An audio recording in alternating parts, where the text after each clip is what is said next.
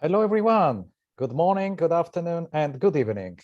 Welcome to this webinar on non-violence and the Tai Ji Men case in Taiwan on the occasion of the International Day of Non-Violence. The webinar is organized by the Center for Studies on New Religions and by Human Rights Without Frontiers. I'm Amicarelli of the European Federation for Freedom of Belief, and I'm very happy to welcome all of you to today's webinar, which is a new webinar in a series of a few webinars on the topic of Tai Ji Men in Taiwan. For those of you who don't know much about Tai Ji Men is a Tai Chi organization originated in Taiwan, which spreads love and peace and compassion and is very much appreciated in Taiwan and abroad. Tai Ji Men had some issues with the tax office bureau in Taiwan. There has been a very long case, and today we are going to have a number of speeches and presentations by scholars based in Europe, in the United States, and testimonies from people from inside the Tai Ji Men and from outside the Tai Ji Men. So without further ado, we can start today's webinar with a video on the on this tax victim case. Let's enjoy it and see you later. In 2000, the technology of biochips was developed, which meant that a chip can diagnose a person's disease. So it was a very high-end technology at the time. High-end technologies are very popular whether they are abroad or in Taiwan. Around 2000, after I learned of this technology in the United States,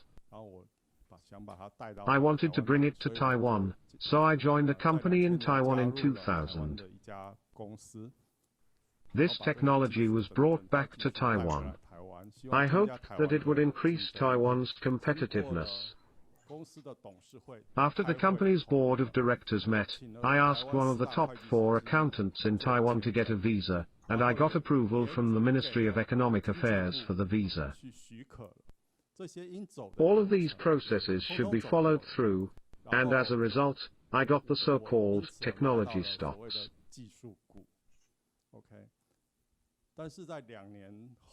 But 2 years later, because I transferred some so-called technology stocks to other people, I wrote a letter to the National Taxation Bureau. I got these technologies and then I transferred some stocks. How should I deal with my taxes? Then about 1.5 years later, the National Taxation Bureau responded to the letter. It said that these were not so-called technology stocks. They were considered salary income, and I was stunned. Because of the salary income, the Ministry of Finance converted all the technology stocks I received into cash, which was more than 10 million in cash, using the proportion of salary income, which is 40%. The Ministry of Finance asked me to make up more than 4 million in taxes. I was scared at the time. I was stunned. I said that most of my stocks have not been sold or transferred, so why do I have more than 4 million to pay taxes? I took this issue, and I ran to the Ministry of Economic Affairs and told them that they approved this as a technology stock at the time. Because the capital increase at that time was to increase capital by using technology stocks. The company had made several capital increases. Because the number of shares in the previous increase in capital was withdrawn. The number of shares in the following was also different. So the whole was withdrawn, so at the end, the company fell. It collapsed, and it was gone. Even now, I know a lot of people are in similar situations as I was. Still suffering. People's tax arrears and other government injustices are not caused by us but by government officials.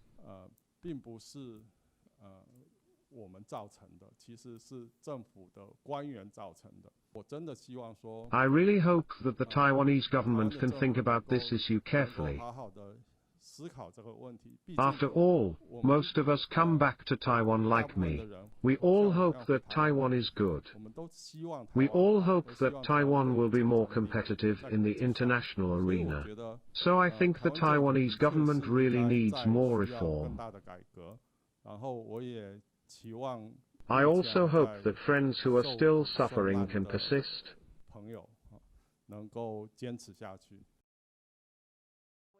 After I got married, I bought a very old apartment because of financial difficulties. Later, I was able to trade it in for another apartment, and because of that, in 2016, I received a notification from the tax bureau that I owed a luxury tax. I was puzzled why I had to pay a luxury tax. That apartment was the primary and only residence for my husband and me. We were joint tenants of the property. We also registered with the local authorities for change of domicile by the deadline. I was very curious why we owed the luxury tax.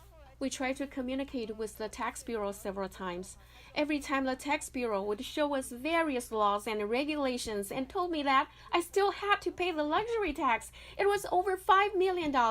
If I didn't pay, then add up the fine, it could be $10 million in the end. All these put a lot of pressure on my husband.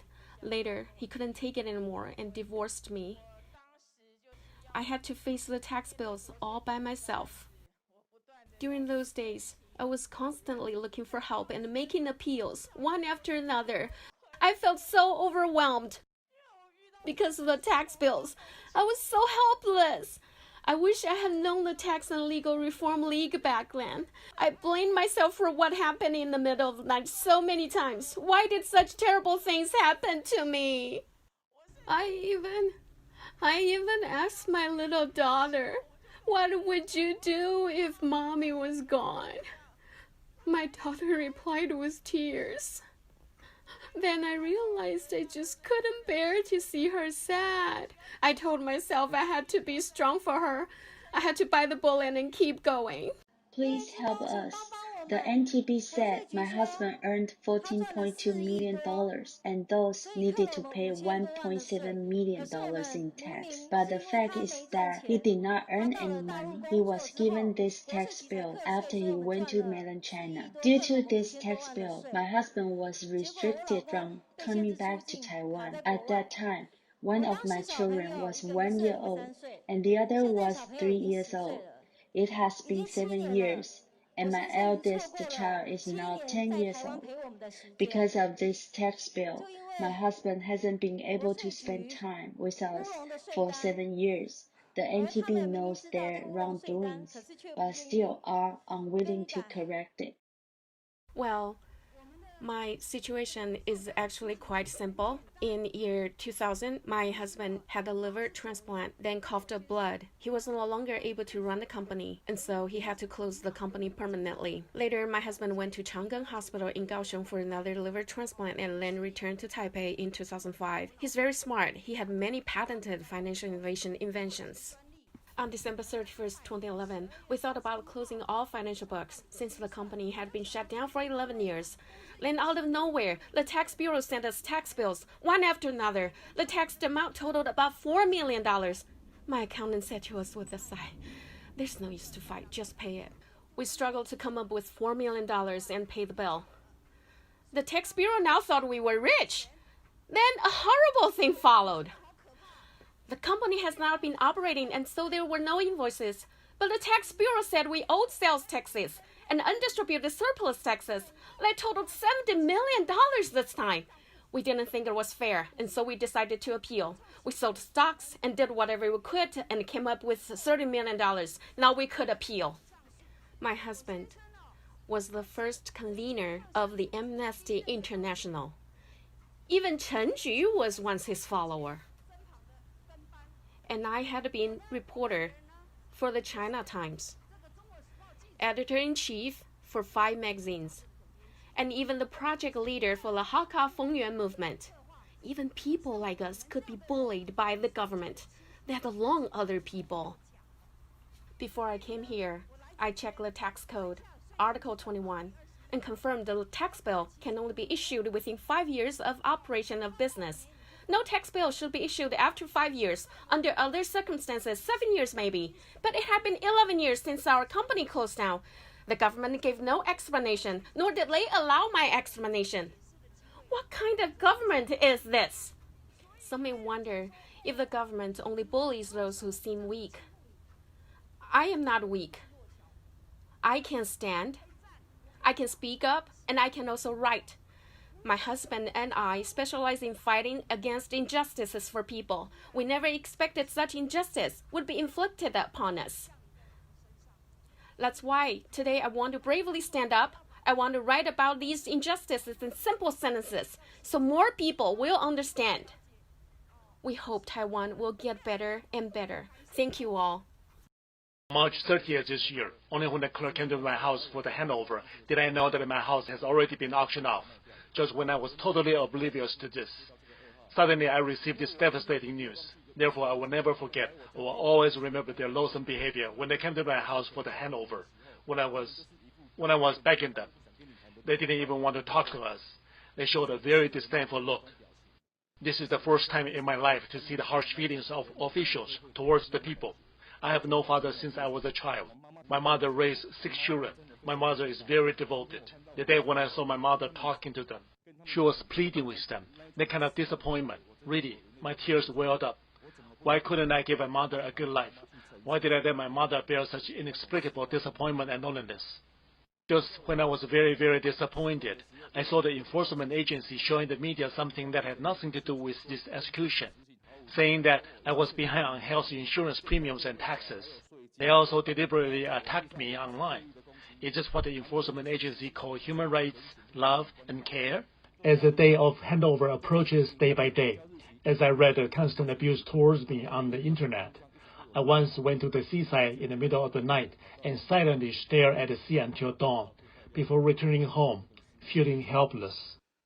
Now that I have received help from the Society for our family to be absolved, I really want to thank the people in the society and the media for their help. Since I have received this help, I also pledge that I will do my best to use my power to help others, just like those who have helped me previously. I really thank you all. Thank you.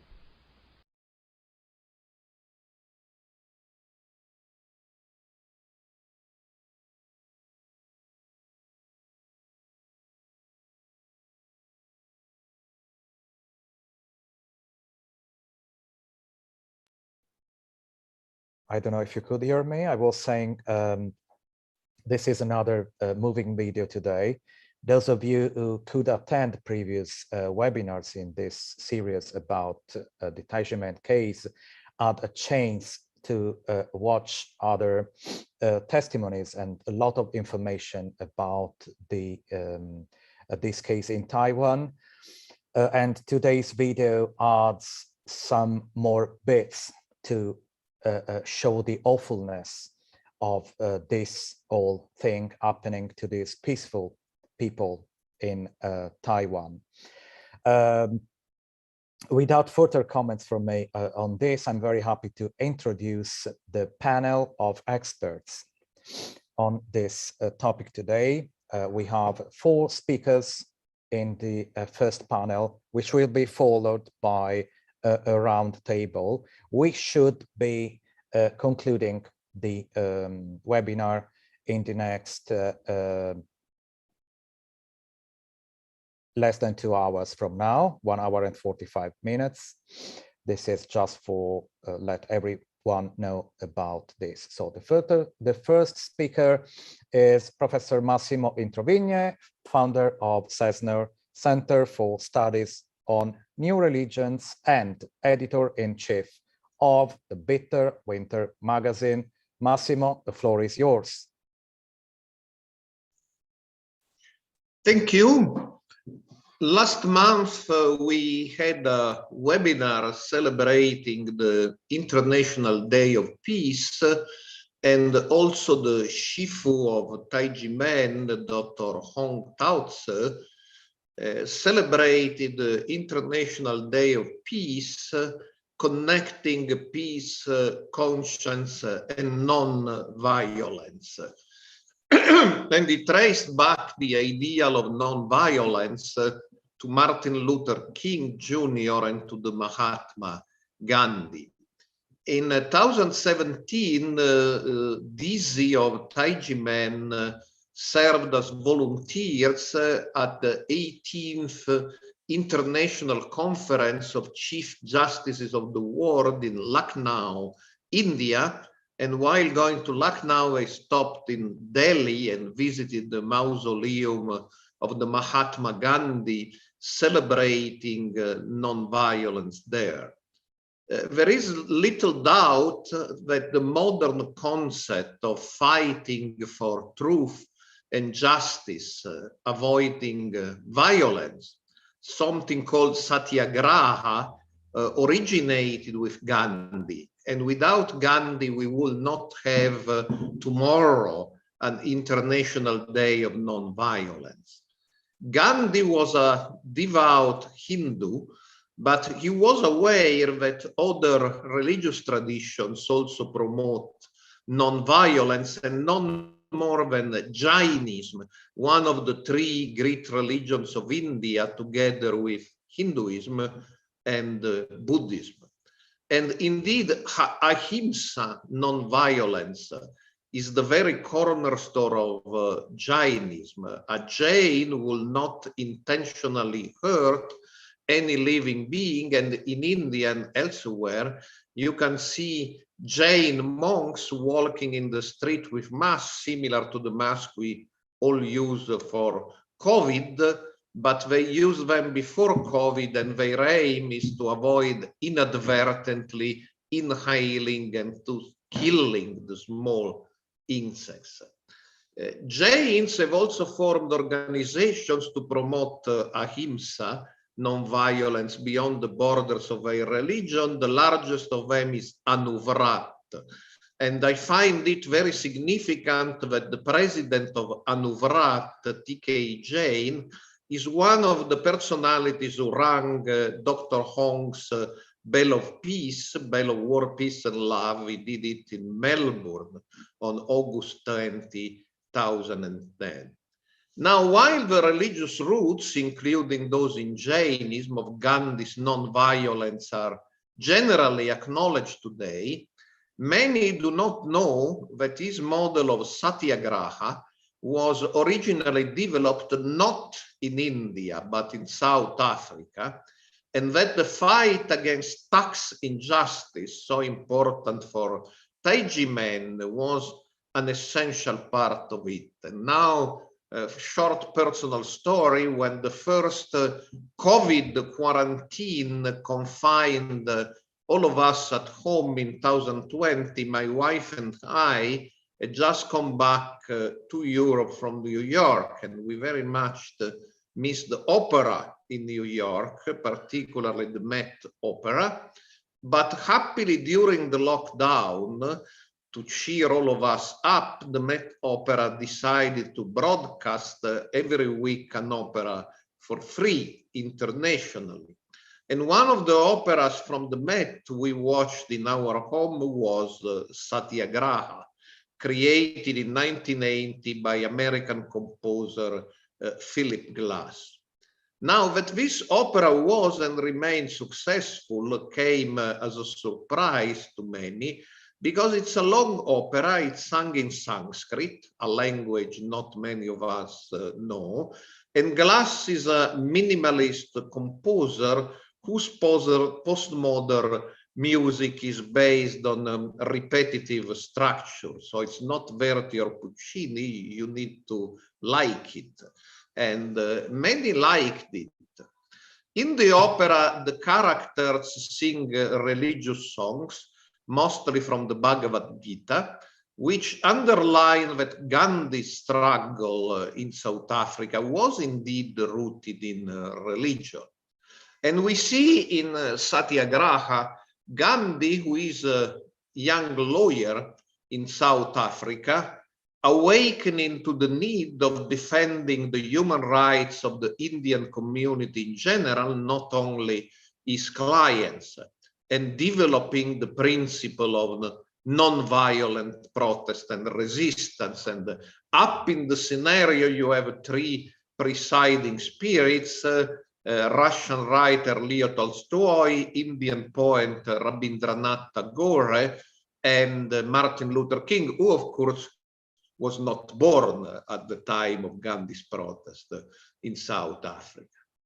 And slowly the opera builds to the third act when Gandhi celebrates the triumph and victory of non-violent satyagraha in 1913, when he leads a march of 20,000 Indians and supporters from Newcastle in Natal, where many Indians worked as miners, to East Tolstoy farm near Johannesburg in Transvaal, quite far away. And during the march, Gandhi is arrested 3 times, but the number of marchers keeps growing, it's unstoppable. So he is always released. Now, the interesting question for Tai Ji Men: what was Gandhi's epic march protesting exactly? And the answer is taxes. The South African government had invited Indians to immigrate as it needed workers in the agricultural fields and mines. But when discovered that Indians stayed, became landowners and merchants, and since Indians are very skilled in business, they became more successful than white South Africans. So the power that be tried to discriminate against Indian minority. And how did they do it? In the usual way, through taxes. Indian merchants were harassed through illegal tax bills, and a special tax was created for the Indians. First, it was the enormous amount of £25 per person, but after international protest, it became the famous or infamous £3 tax. Indians should pay £3 per person per year to stay in South Africa, but even £3 meant that a family of 4 engaged in petty trade or farming would end up paying more than 50% of what they made in taxes. So, as he later explained in his autobiography, Gandhi was persuaded that taxes were being used in South Africa to discriminate against a minority the government did not like, and he launched this satyagraha against the discriminatory taxes, and he won. The £3 tax was revoked, and the unjust tax bills against the Indians were cancelled. Next year, 1914, Gandhi moved to India armed with his experience and method of non-violence, but his legacy, of course, remains universal. So Tai Ji Men who fight against persecution and discrimination through taxes may be inspired by the fact that it was a reflection on how taxes are used to discriminate against minorities that led Gandhi to create the model of non-violent protest, a model Tai Ji Men still follow to this day. Thank you.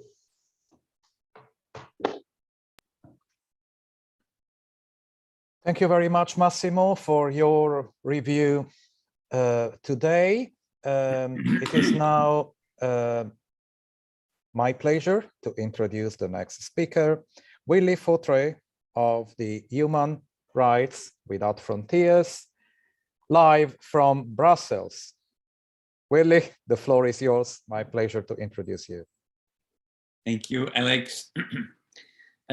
Non-violence is one of the foundation stones of the fight for human rights, and the Tai Ji Men case is a human rights issue, obviously.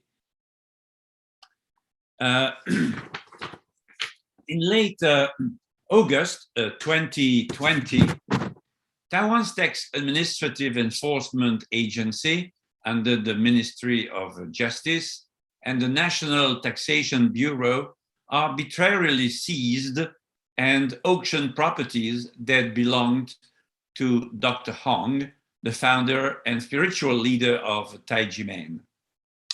This forcible intervention of the Enforcement Agency and Taxation Bureau was allegedly due to a tax bill dating back to 92, despite this bill having been recognized as an unjustified tax disposition by Taiwanese courts. This act of administrative violence has remained unpunished up to now, and some suspect that there was a profit-making objective behind this auction. On the 19th of September of last year, a volunteer for the Legal and Tax Reform League and Tai Ji Men member, Mrs. Wang, used her right to freedom of expression guaranteed by the Constitution of Taiwan to question and denounce the lucrative nature of this auction. This 60-year-old housewife and a mother of 2 children was about to peacefully promote taxpayers' rights on the street with others while holding a sign with Li Guifeng's name on it when she was suddenly surrounded by several police officers. She hadn't even raised the sign yet. The officers stopped the demonstration when it just started. Without any justified reason, they demanded that Mrs. Wang present her ID.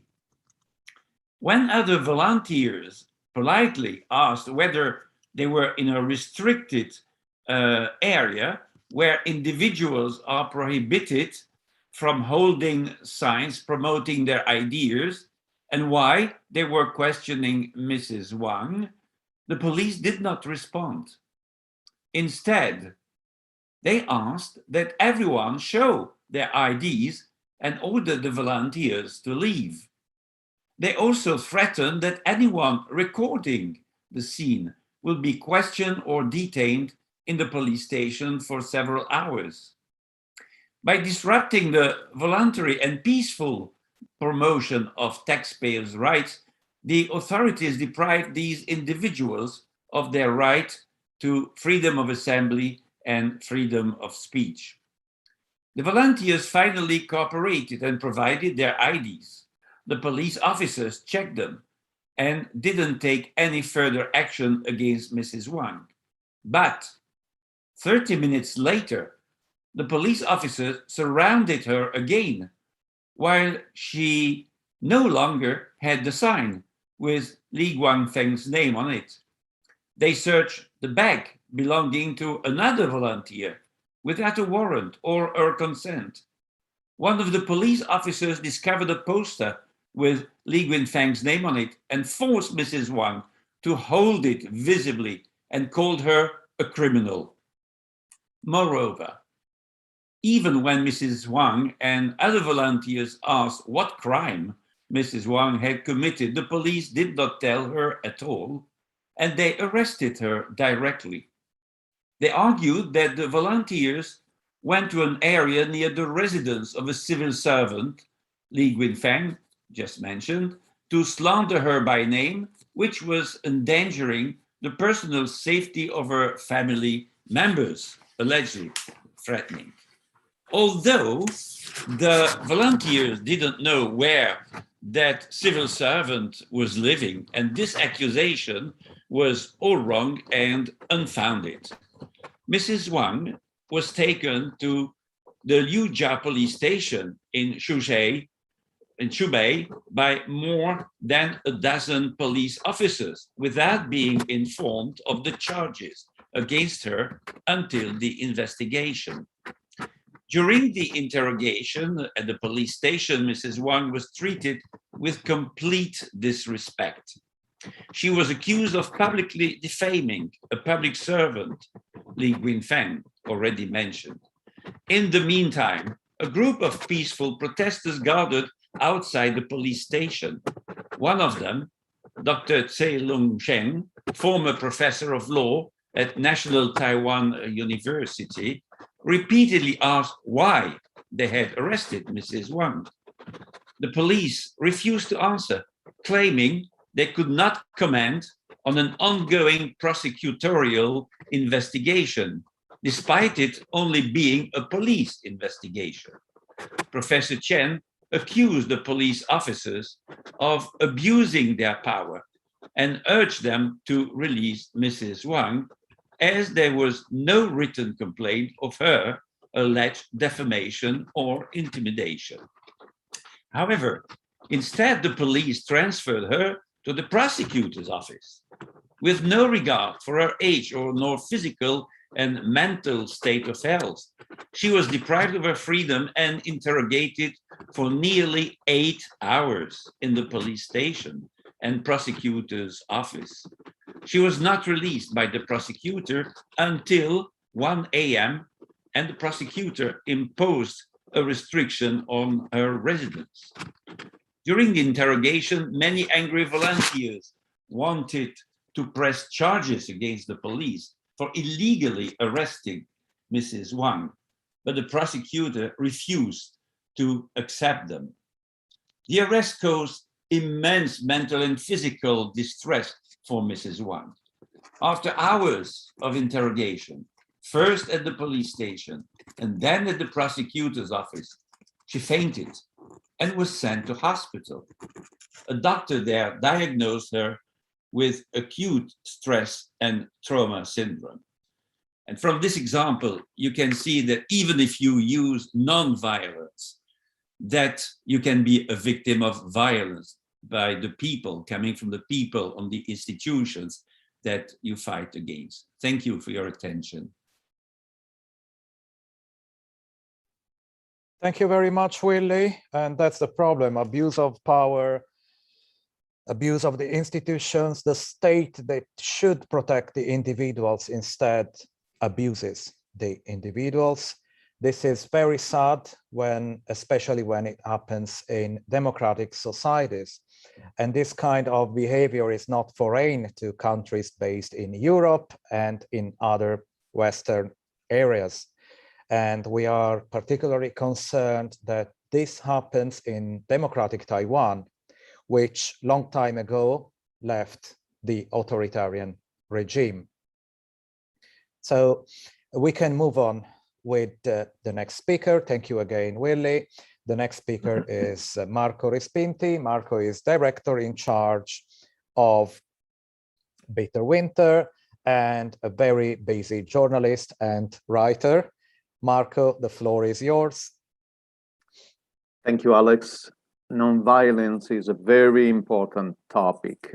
Today, I will develop my reflections on nonviolence and Tai Ji Men, borrowing arguments from both philosophy and history. But I will first begin with some consideration on the nature of taxes.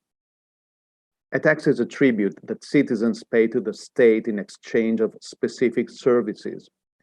It differs from a levy, which is a compulsory withdrawal of some citizens' wealth by the state to finance general public services. In the first case, taxes, some sort of market philosophy is implied. Citizens pay for what they buy.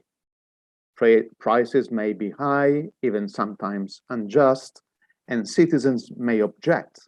But basically, the mechanism on which this exchange between money and goods is founded goes unchallenged by all. In fact, possible objections arise from distortion of a dynamic which is fundamentally accepted by all and so seldom criticized. But the case of levies gives birth to greater concerns because it is much less direct and objective. Since it is not specifically aimed to any clear object, it may more easily hide uncertainties and even abuses. Here is the core point. Taxation imposed by a state upon its citizens in an exaggerated, unjust, or unlawful way violates those citizens' fundamental rights to liberty and private property, amounting to persecution, which is another name for violence. The case of Tai Ji Men in Taiwan is a school case. Here, the power of the state to tax citizens was transformed and is transformed into a weapon to prevent some taxpayers, those belonging to Tai Ji Men, to enjoy their fundamental right to religious liberty. I just equated exaggerated, unjust, and unlawful taxation to persecution and violence per cause. Money that a human being earns through his or her honest work partially amount to the saving and the investments which can grant him or her the possibility to own property, build a house, raise a family, educate children, start a business, and of course, worship freely to live accordingly. For this reason, theoretical, moral, and political philosophy always stresses private property among the undeniable human rights, be these philosophies of religious or secular inspiration. Now, some authors regard taxes as robbery, and some others regard private property as robbery. Of course, contemporary consensus lies in the middle. In fact, if no one wants to be robbed, also no one is so selfish to deny the principle of solidarity.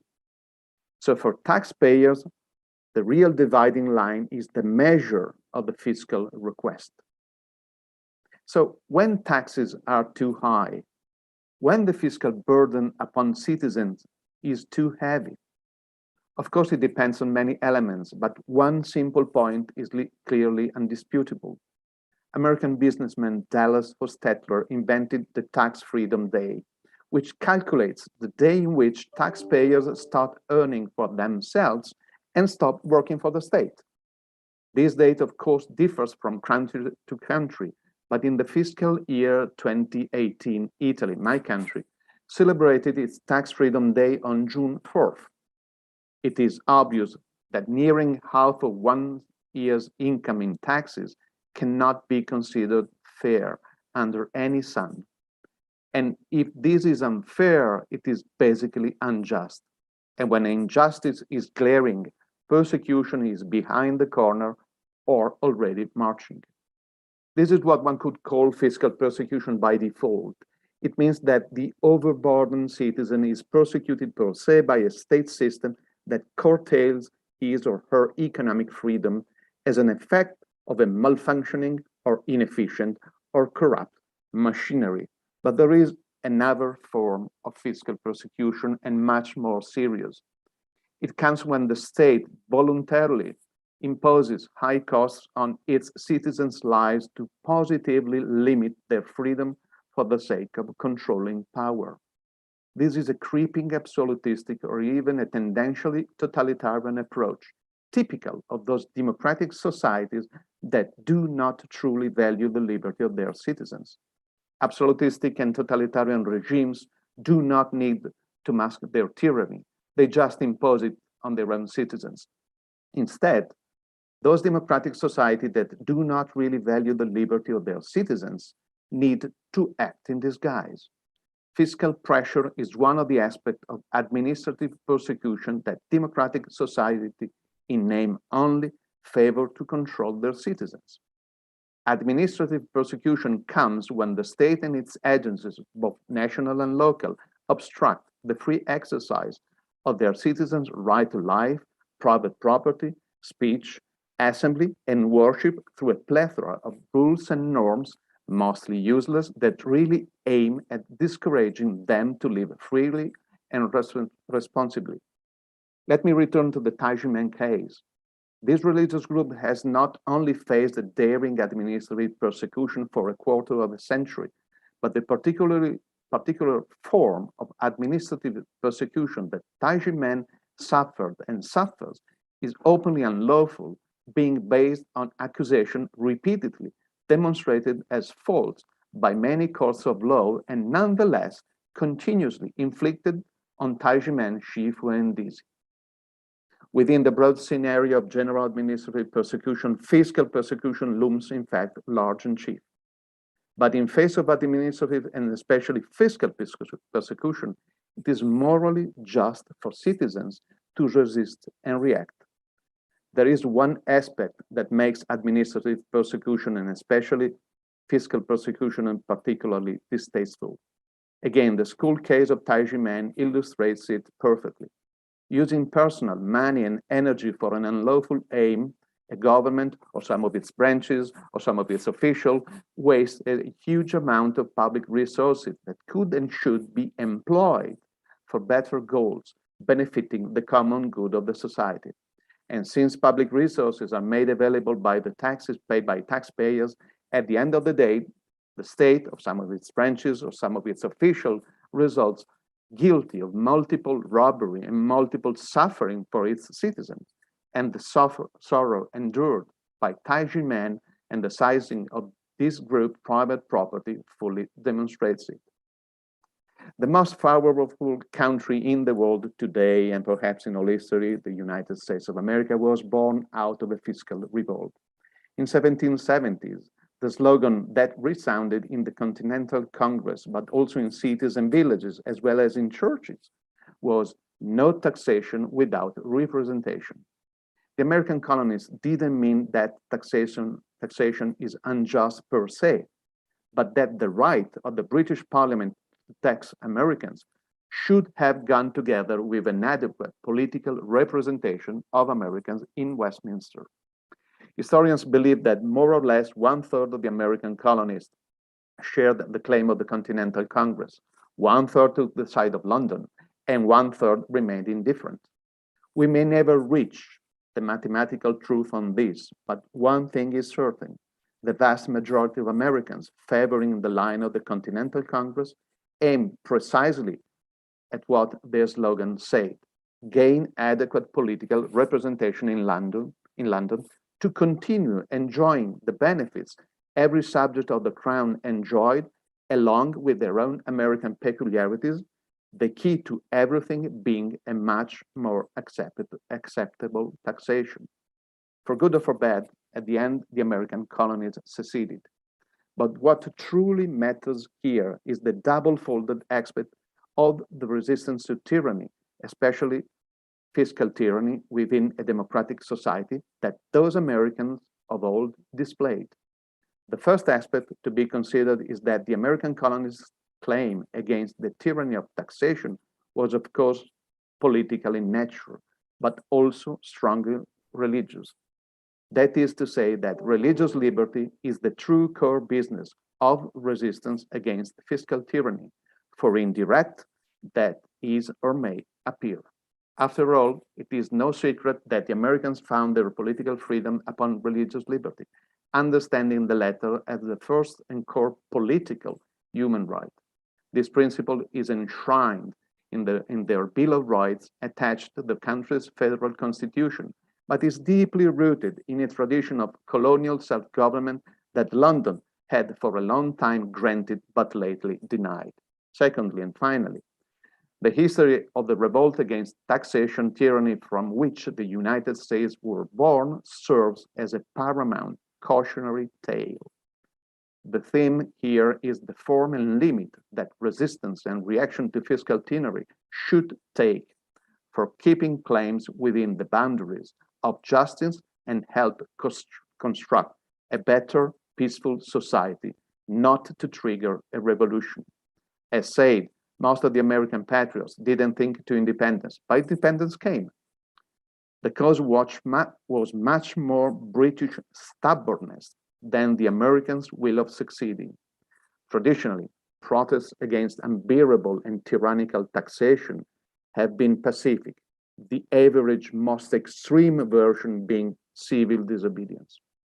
Tai Ji Men in Taiwan is a clear example of a peaceful reaction and lawful protest against a blatant abuse of power and flagrant injustice perpetrated by some government branches and officials in the field of taxation and religious liberty.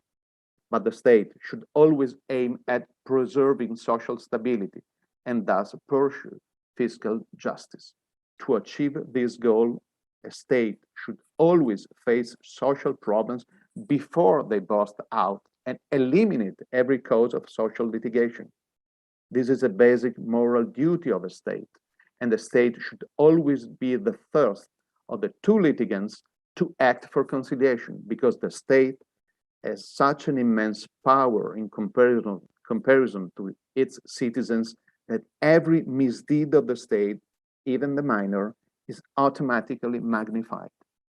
The case of some religious groups which are persecuted fiscally and administratively, chiefly Tai Ji Men in Taiwan, is here to openly show this. We see fiscal injustice at work, substantially threatening religious liberty, confronted by a pacific and morally legitimate revolt that the state should immediately listen to and satisfy. Thank you.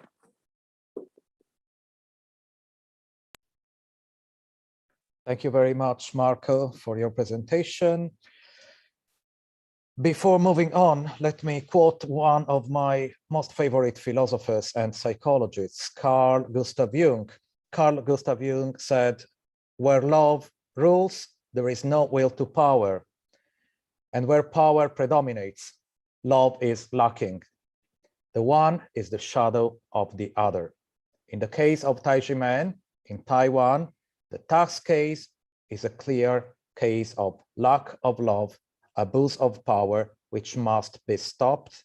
That's the reason why today, on the Day of International Non-Violence, launched by the United Nations, we are all here together, fighting together for justice, non-violent justice for Tai Ji Men in Taiwan.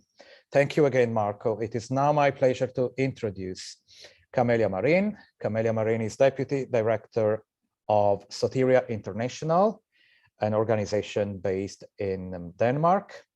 And Camelia is going to introduce the roundtable of this webinar. Camelia, the floor is yours. Thank you very much. Hello to everybody. And I very much appreciate the efforts of CESNUR and Human Rights Without Frontiers and all the other experts, which we are here together in order to anniversate this day and to speak about non-violence and also especially about all these abuses in the Tai Ji Men case. Before going to the testimonies, we will have a video presentation. It's a short video commemorating the 20th anniversary of the 9/11 attack, which is done with love, peace, and conscience. Let's watch together the video. On the 20th anniversary of 9/11, Tai Ji Men Qigong Academy and the Action Alliance to Redress 1219 arrived in New York City to spread a message of love and peace to the world. We started as a cultural goodwill group, and we traveled around the world to spread the message of love and peace. In 2001, Tai Ji Men and its leader, Dr. Hong Daozi, were on a multi-city tour and were scheduled to conduct cultural exchange in New York City that included the ceremony of ringing the bell of world peace and love. Today, we are back again in New York City to commemorate and to pay tribute to the victims and to honor the survivors of the attack on September 11th, 20 years ago. On this day in 2001, Tai Ji Men members were also in New York City when the two planes hit the World Trade Center. 20 years ago, we were here to attend the General Assembly at the United Nations. We stayed on the 34th floor of one UN Plaza. We heard the plane flying very low. Then we witnessed the first plane crash into the World Trade Center.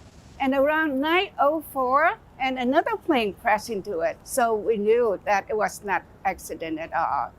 More than 3,000 people were killed, and one of them was my classmate. The 9/11 attacks plunged the city into chaos. Yet Dr. Hong and Tai Ji Men did not leave New York City. The next day, on September 12, 2001, Dr. Hong and Tai Ji Men hosted a ceremony to ring the bell of world peace and love, to pray for the victims, New York, the United States, and the world.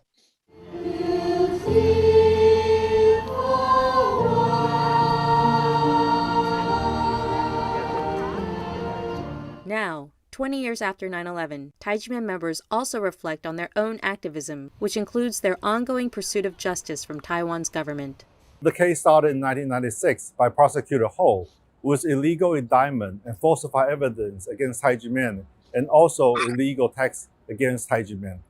And in 2007, the Supreme Court of Taiwan even ruled that Tai Ji Men is not guilty of tax evasion. In 2010, the Ministry of Finance and the National Taxation Bureau promised to end the case within 2 months, which they did not do so. In August 2020, they even confiscated the land of Tai Ji Men against the tax levy. Tai Ji Men Qigong Academy and the Action Alliance to Redress 1219 also went to protest at TICO, the Taiwan Economic and Cultural Office in New York City, to send a message that their pursuit of justice, which started even before 9/11, is still continuing today. We are here today at the Taipei Economic and Cultural Office in New York. We are calling upon President Tsai and the Taiwanese government to resolve the Tai Ji Men case. The case has been pending for more than 25 years. Now, just like 20 years ago, Tai Ji Men is on a multi-city tour to raise international awareness about their case, but also to promote a message of love and peace. So we're in New York, we've been to Hawaii, and then we are going to tackle in different places to let the people know that we have members from all over the world, and we are all watching this case closely. We call upon the Taiwanese government and President Tsai to end our unjust Tai Ji Men case, return our sacred land, and to protect the freedom of culture and religion. For human rights! Although Tai Ji Men has been fighting for justice for about a quarter century, they remain committed to their mission of spreading love, peace, and positivity throughout the world. 20 years later, we wanted to give New Yorkers moral support and hoping New York will be filled with love and peace and compassion.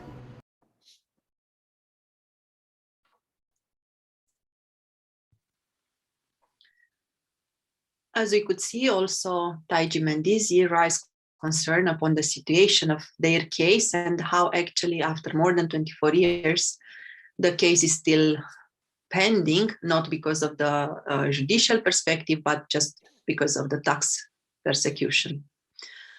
A while ago, SOTERIA was making a material about the mechanisms behind the persecution of spiritual groups.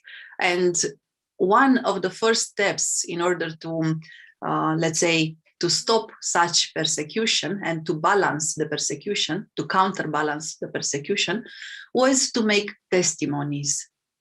We suggested to spiritual groups to provide correct and beneficial testimonies from their members. We see in this case that Tai Ji Men is exactly doing that, which is extremely important because the testimonies should be simple, should refer to the activity of the group and to the personal development, and thus people will know the real situation which is happening in their case. We also saw in our work several organizations, spiritual groups, which actually stepped back, not daring to say anything. This lack of action, such as not making testimonies, was several times making their life hard and even closing their organizations. We thank you very much to Tai Ji Men organization that they are sharing their testimonies. And with this occasion, now we invite we will see actually the testimony of Mr. Huan Chi-Su, which is lawyer, former legislator, and former mayor of Tainan County from Taiwan. It is a pre-recorded material because it was needing translation in English, and that's why we have it in this way today.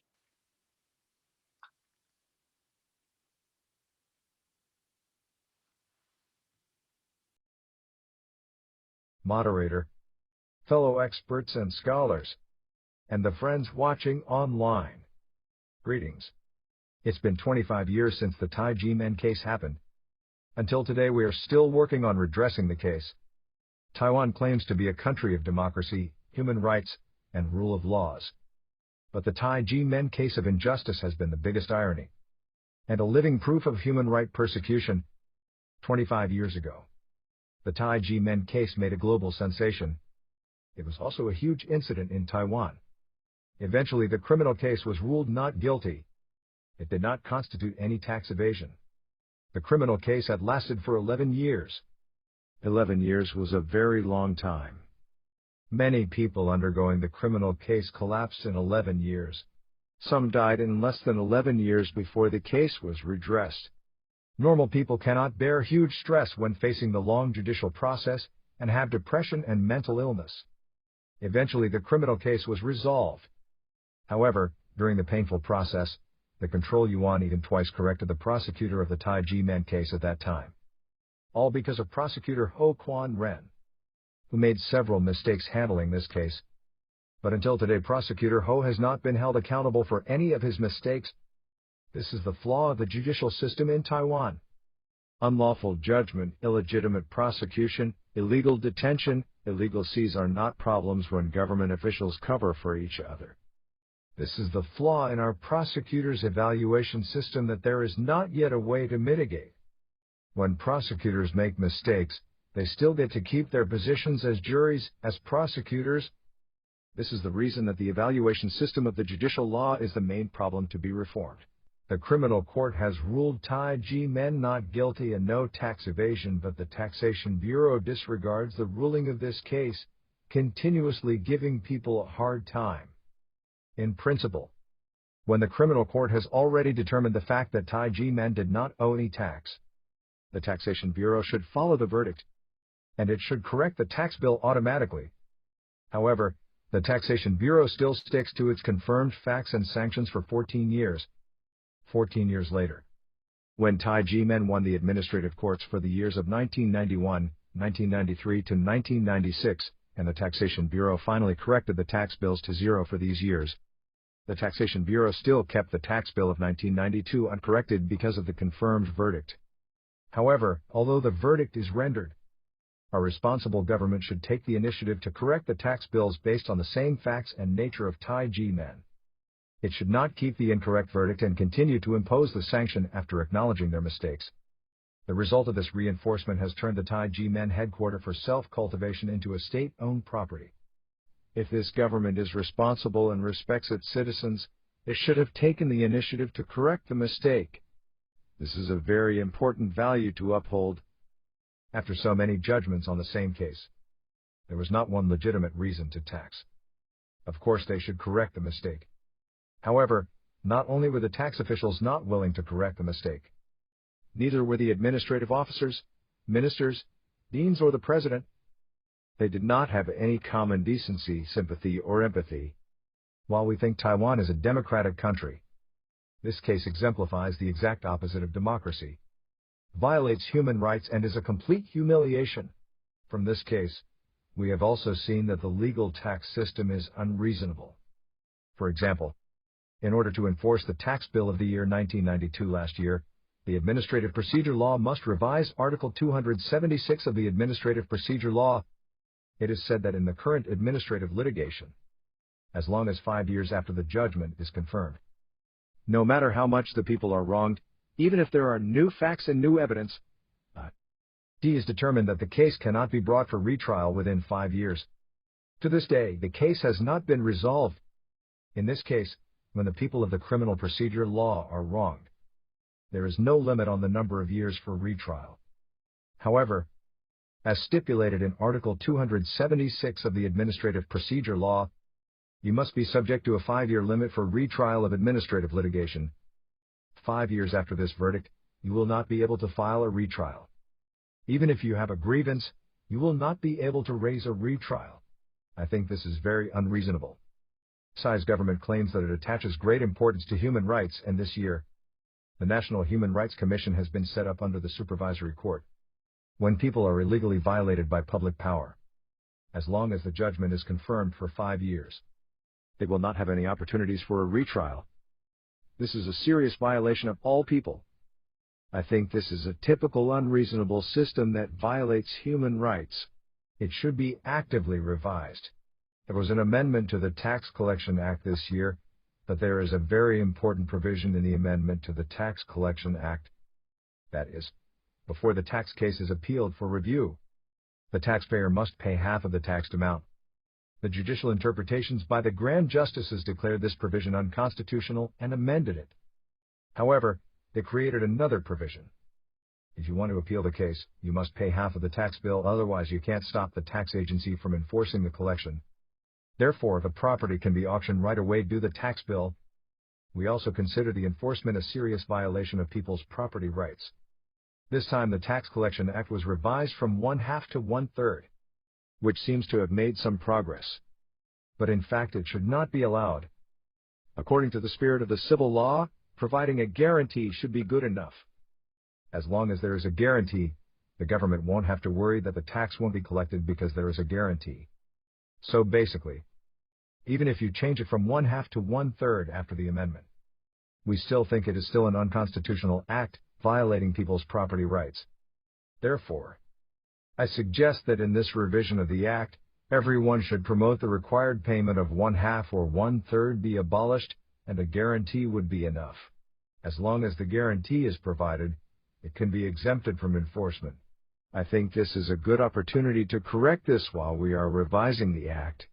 People have been imprisoned under mandatory detention or subjected to temporary censorship since last year just because they submitted a petition or displayed a placard. Also, a teacher was checked and questioned randomly by the police on the street. But she was detained and shackled during the interrogation. We can clearly see that Taiwan's violation of basic human rights remains a major concern, and that this violation is something that anybody could confront. Taiwan appears to have democratic politics on the surface. In reality, we do not believe that basic human rights have progressed any further than they did 30 years ago. On the contrary, it is more regressive and regressive. This is what we need to focus on. Thank you all.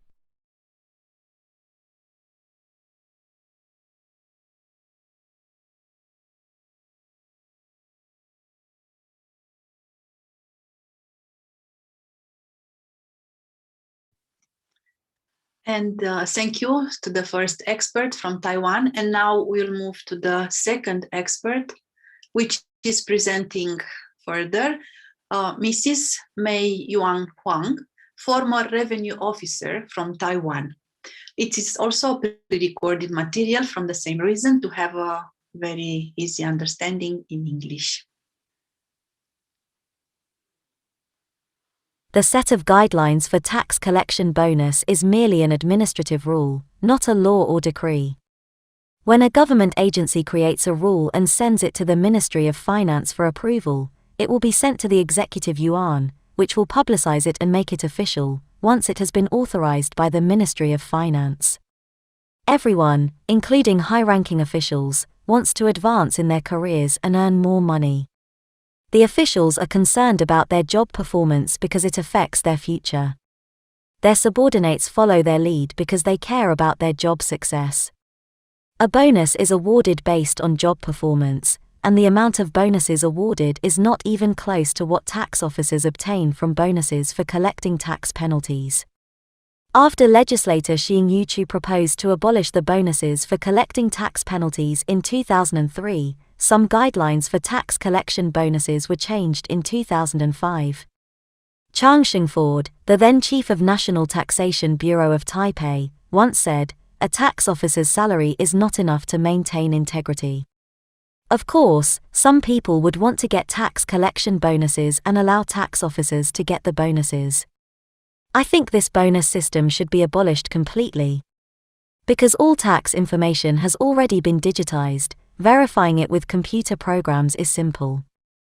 Why do we need so-called bonuses when we can audit with computers? I think they are not necessary.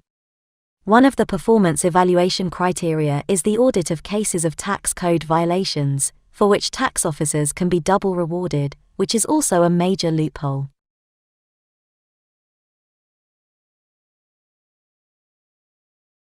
A tax collector must perform various administrative tasks in addition to tax auditing.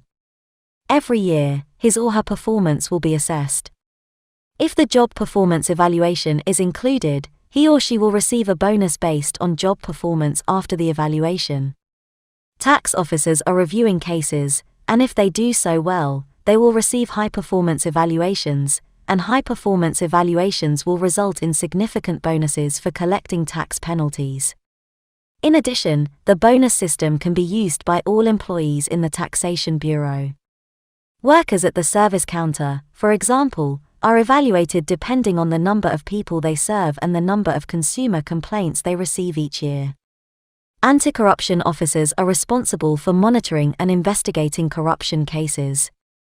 Everyone can share the bonuses, including drivers, IT employees, and individuals in all administrative areas. Therefore, the amount each person receives is not big.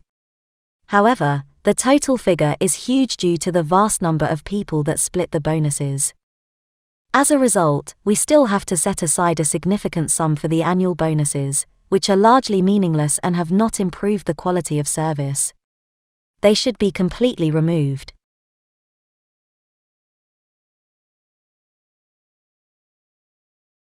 Every year, the tax authority will assess a staff member's auditing performance. If a staff member manages 1,000 businesses, for example, a projected annual tax revenue has already been established for that staff member. The budget for bonuses is set based on the previous year's budget, and it is then increased by 10% or 20% this year.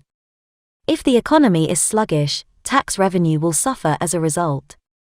If the tax income collected for this year does not meet the expected amount, the staff member's performance score will be low, and the staff member will not receive a tax collection bonus.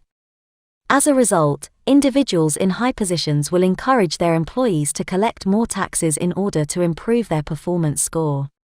So, didn't I just say that if a tax officer didn't obtain enough tax money in his area, he'd approach some large corporations for help?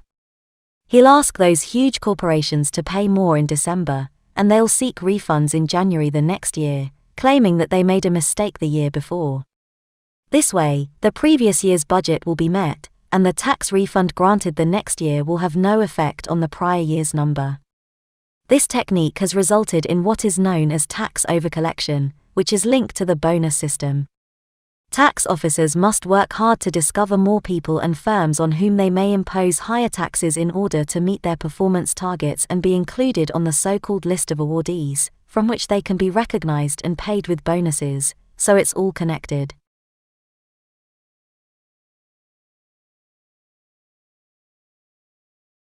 The National Taxation Bureau collaborated with Huquan and the Investigation Bureau's field office on this case, which was initiated by Huquan and the field office. A bonus was given to someone who reported the Tai Ji Men case to the field office. I've worked on a case that was sent from the field office, and my initial plan was to investigate the case by sending a letter to the appropriate agency. My unit leader, on the other hand, chastised me, telling me that there was no need to examine a case sent from the field office and that I could simply issue a tax bill based on the data transferred from the field office. They don't want us to investigate because they're scared we'll deal with the violator in private if we do, so we're not authorized to. Many tax authorities will not review cases sent by the field office and will issue tax bills directly based on the information they provide. That's why Hsieh, the tax collector, didn't look into it. It was because it had been customary for a long time. The Investigation Bureau's field office is quite powerful, and it has a so-called anti-corruption unit. The anti-corruption unit is the most feared by tax officers since it can track people by following them. It's terrifying because no one wants to be watched, bugged, or followed at any time, thus no one will examine a case sent from the field office. However, I believe that the field office is in charge. If it chooses to target a specific individual, that individual will be in big trouble. There must be a puppeteer behind the scenes when a tax official handles a case like this. I'm guessing they don't anticipate to be discovered. It is possible that tax officers are incentivized by bonuses and job performance credits. Taxpayer rights, in my opinion, have never been recognized in Taiwan because the taxation practice is the legacy of the authoritarian past.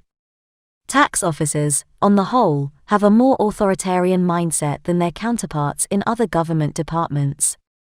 Many tax authorities would regard people who are referred to as wealthy or business owners as dishonest business people or unruly individuals. When the Tai Ji Men case first started, I overheard a colleague argue that because it was wealthy, we should make it pay taxes. This was not proper, I thought at the time. It is not reasonable to expect someone who is wealthy to pay unjustified taxes. Many tax officers, however, have that mindset. This, I believe, is due to the fact that many people are not awakened even after the martial law is lifted since they have been governed for a long period by an authoritarian system. We were unaware of taxpayer rights until the call for the protection of taxpayer rights a few years ago. I believe this is an area that we must work diligently to improve, since too many individuals are terrified of tax officials due to their numerous techniques. For example, a tax officer may advise you to pay more unwarranted taxes this month in order to meet his target, and then file a refund the following month claiming a mistake. This is solely for the purpose of improving his job performance score. This isn't right. People and company owners are burdened by this. We have seen far too many examples of this in the tax authorities, so I believe the public needs to wake up, otherwise, taxpayer rights will never be protected.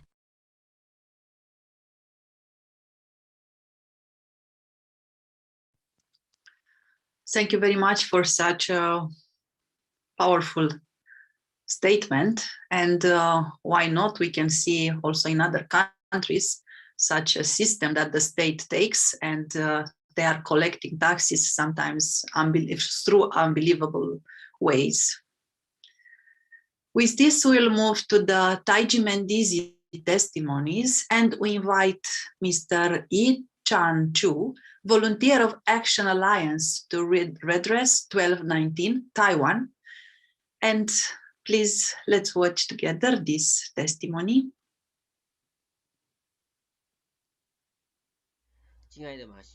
Good day, Massimo, Willy and all. I used to be a professional soldier. One of my jobs was to take charge of disinfecting hospitals when SARS prevailed in Taiwan in 2002. During my military career, I won 2 Army honorable certificates and several Army medals. In 2020, when the COVID-19 outbreak started in Taiwan, I was transferred to serve as an anti-epidemic officer at the airport, and my job performance was highly spoken of by the CDC chief. All these achievements came from my daily practice of Qigong and the learning of the wisdom of life at Tai Ji Men. Before joining Tai Ji Men, I had a short temper. I was often complained by my colleagues in the army.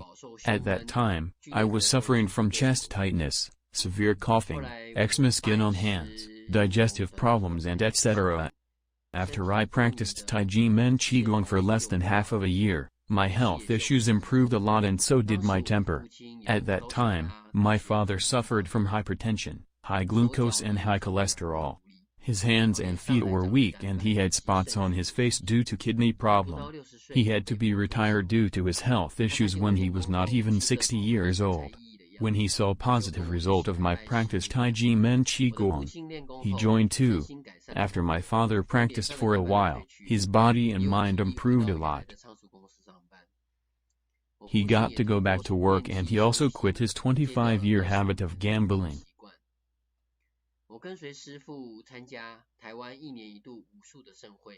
Under the guidance of my Grandmaster, I have participated in the opening performance of the annual martial arts competition event in Taiwan. In 2010, during the celebration ceremony of Taiwan's national birthday, Tai Ji Men was invited to do the finale cultural performance. All those practices were on my own time and expenses. But what was shocking and hard to believe was that at the same time the Administrative Executive Office was trying to seize our land due to an illegal tax bill for the year of 1996.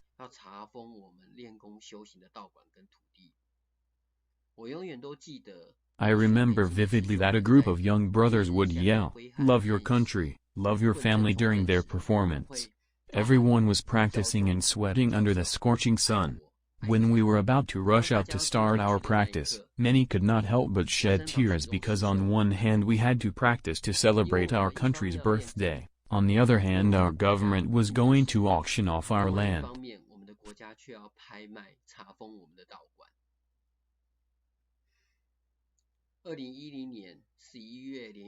For 4 consecutive days in November 2010, we participated in tax reform parade in front of the presidential office for the first time, and we also protested in front of the Executive Yuan and the National Taxation Bureau.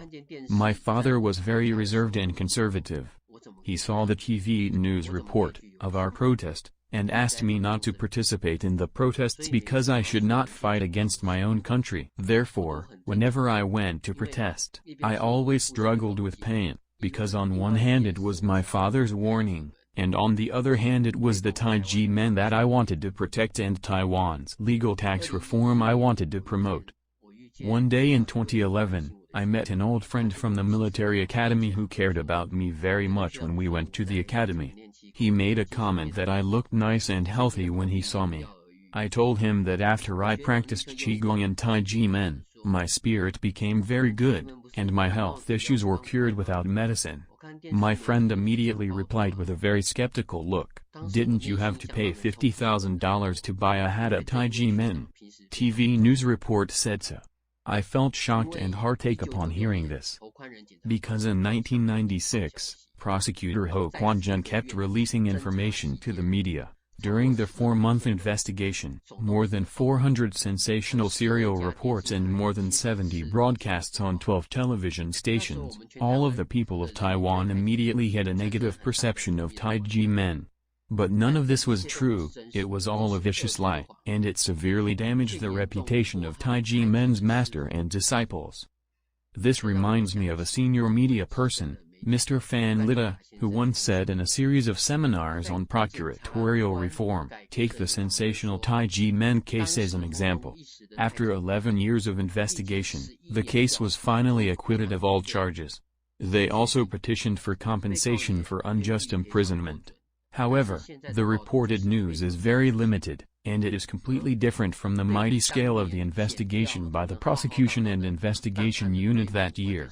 Even to this day, the media have not seen a complete review or criticism of the investigation of this criminal case, or the news or comments regarding whether the prosecutor has any major flaws. In this case, the protection of the defendant's human rights has been completely eliminated.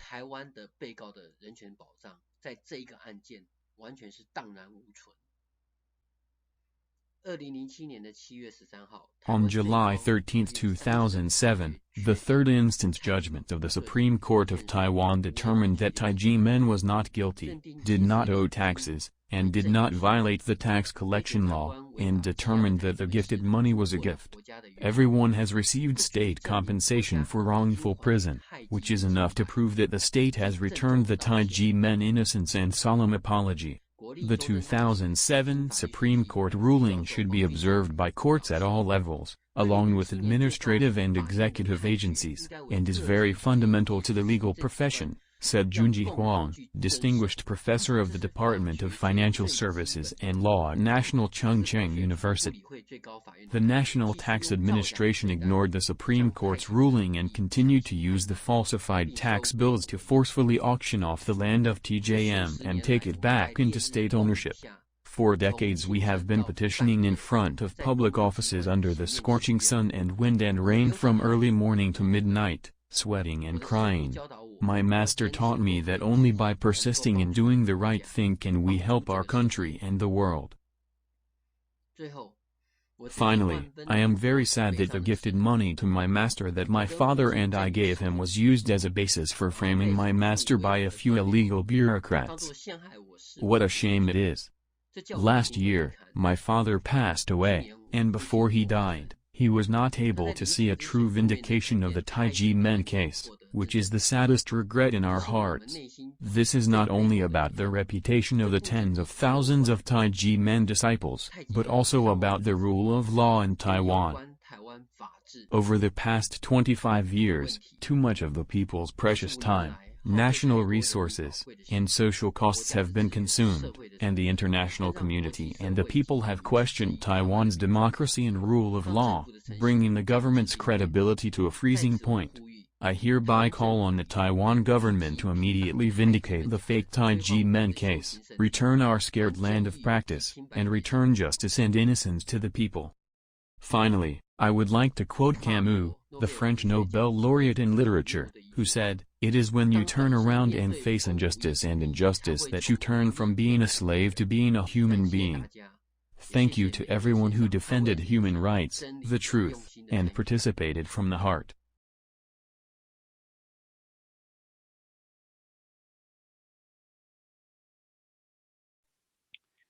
Thank you also for such a heartful testimony. And I just want to point out the fact that mass media often does this, like using whatever negative information they are finding. And in this way, just we can say going against the presumption of innocence. They are posting whatever they find before the court trial is ending, and in this way are influencing the policy investigation, even the decision of the judges, we can say, that are under such a kind of mass media campaign.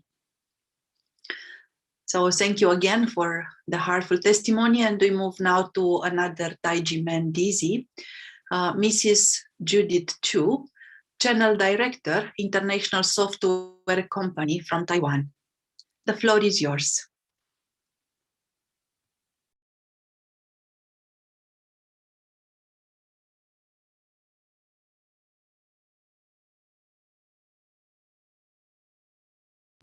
Please open the microphone. Okay. Okay, is that, can yes, you hear me? Okay, sorry for that. Okay. Okay, I'm Judith. I'm currently I'm working in an international software company as a channel director, and also I'm a Tai Ji Men Case. At the age of 27, I was because of my depression for years, I was recommended by a client to join Tai Ji Men, which is an ancient empire of Qigong, martial arts, and self-cultivation. And I remember March 6, 1994 was the day I was reborn. On that day, I humbly present a gift, which is a red envelope, to my Shifu, Dr. Hong Daozi, for accepting me as his Dizi. After becoming a Tai Ji Men Dizi, I found the meaning of life under the guidance of the teaching and the teaching of my Shifu. And not only did my psychology improve, but my body also unexpectedly became better.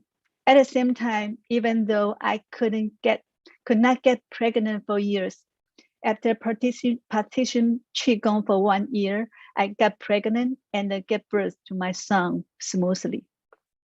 And my changes influenced my friends and family to become part of Tai Ji Men family. And that time was the happiest time of my life. But on the evening of December 19, 1996, I will never forget that day.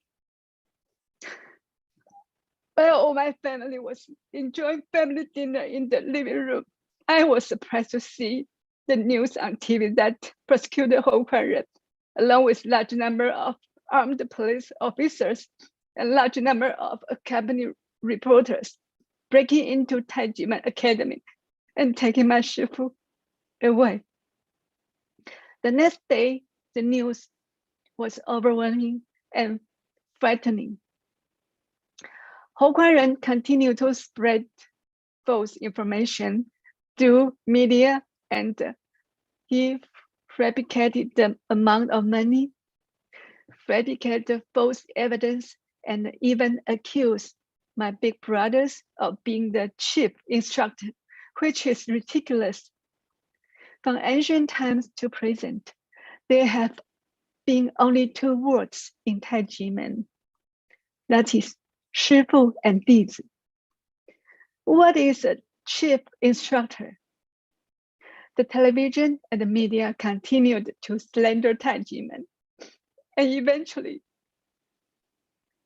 Prosecutor Hong sued Tai Ji Men in the name of raising governance in the indictment. Finally, under tremendous pressure, I was unable to return to Tai Ji Men from April 1997 until 2006. And the 10 years I missed was because of Prosecutor Hou Kuan-ren, who deprived me of my faith and human rights. Recently, it was posted on the internet that Hsieh Shen, a former tax officer who was originally forced by Prosecutor Hou Kuan-ren to give false testimony, was interviewed by reporters at the end of his life to re-establish the fact that he was spooned by Prosecutor Hou Kuan-ren and falsely claimed that Tai Ji Men was a crime school and was suspected of tax evasion. And his false testimony was the major evidence that prosecutor Hou Kuan-ren used to indict Tai Ji Men. After 25 long years, the truth of Tai Ji Men case is these 3 points. On July 13, 2007, the Supreme Court's decision confirmed that Tai Ji Men is not guilty of any crimes and does not owe any taxes. The National Taxation Bureau, NTB, defied court ruling and kept issuing unlawful tax bills. And second, June 17, 2010, the NTB and the Minister of Finance at the Legislative Yuan public hearing promised to resolve the Tai Ji Men tax case within 2 months and withdraw its execution, but officials broke their promises. And third, August 21st, 2020, administrative enforcement agents failed to illegally auction Tai Ji Men sacred land, so they confiscated the land. And after experiencing Tai Ji Men tax case, I realized that the tax system in Taiwan has so many dark sides, so unfair. And I realized that Tai Ji Men cases is only one of the tens of millions of tax enforcement cases in Taiwan. That's why I joined the Alliance of Legal Tax Reform and stand up in the street to promote human rights in taxation. Although Taiwan government has persecuted our tax case for 25 years, my Shifu still tell us to use patience, use peace, love the country, and love the society, and obey national laws, in addition to requesting remediating in a non-violent way for 25 years. He told us to promote love and peace around the world and conscience movement to 101 countries around the world. I was very touched by the fact that my Shifu spent his entire life working for the space, for the peace of the world.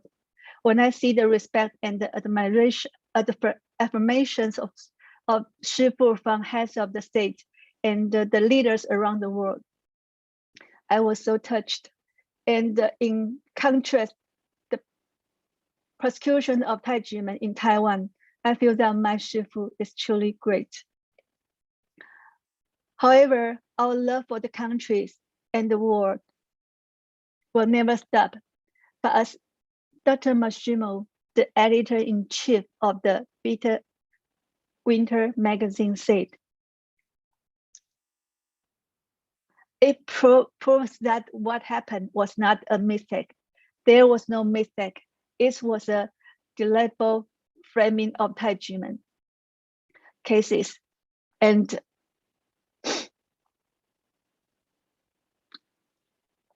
for the obscure motivations through the false documentations, false accusation, and the false text investigation that has never happened.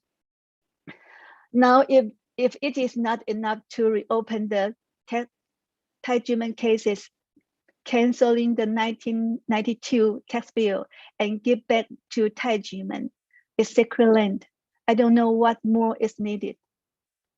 So finally, I once again call on the Taiwan government to regain its conscience by immediately revoking the illegal tax bill, return to the sacred land of Tai Ji Men, severely punishment of the violators, and remove and investigate Hou Kuan-ren. Thank you all.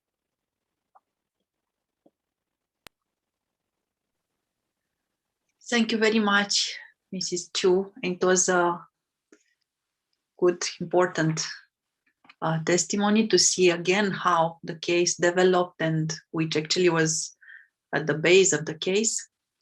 And now we'll move to another Tai Ji Men Dizi from Taiwan, which is Mrs. Ting-Yu Tseng, Senior Marketing Representative, Electronics Company. We invite you now to share with us your testimony.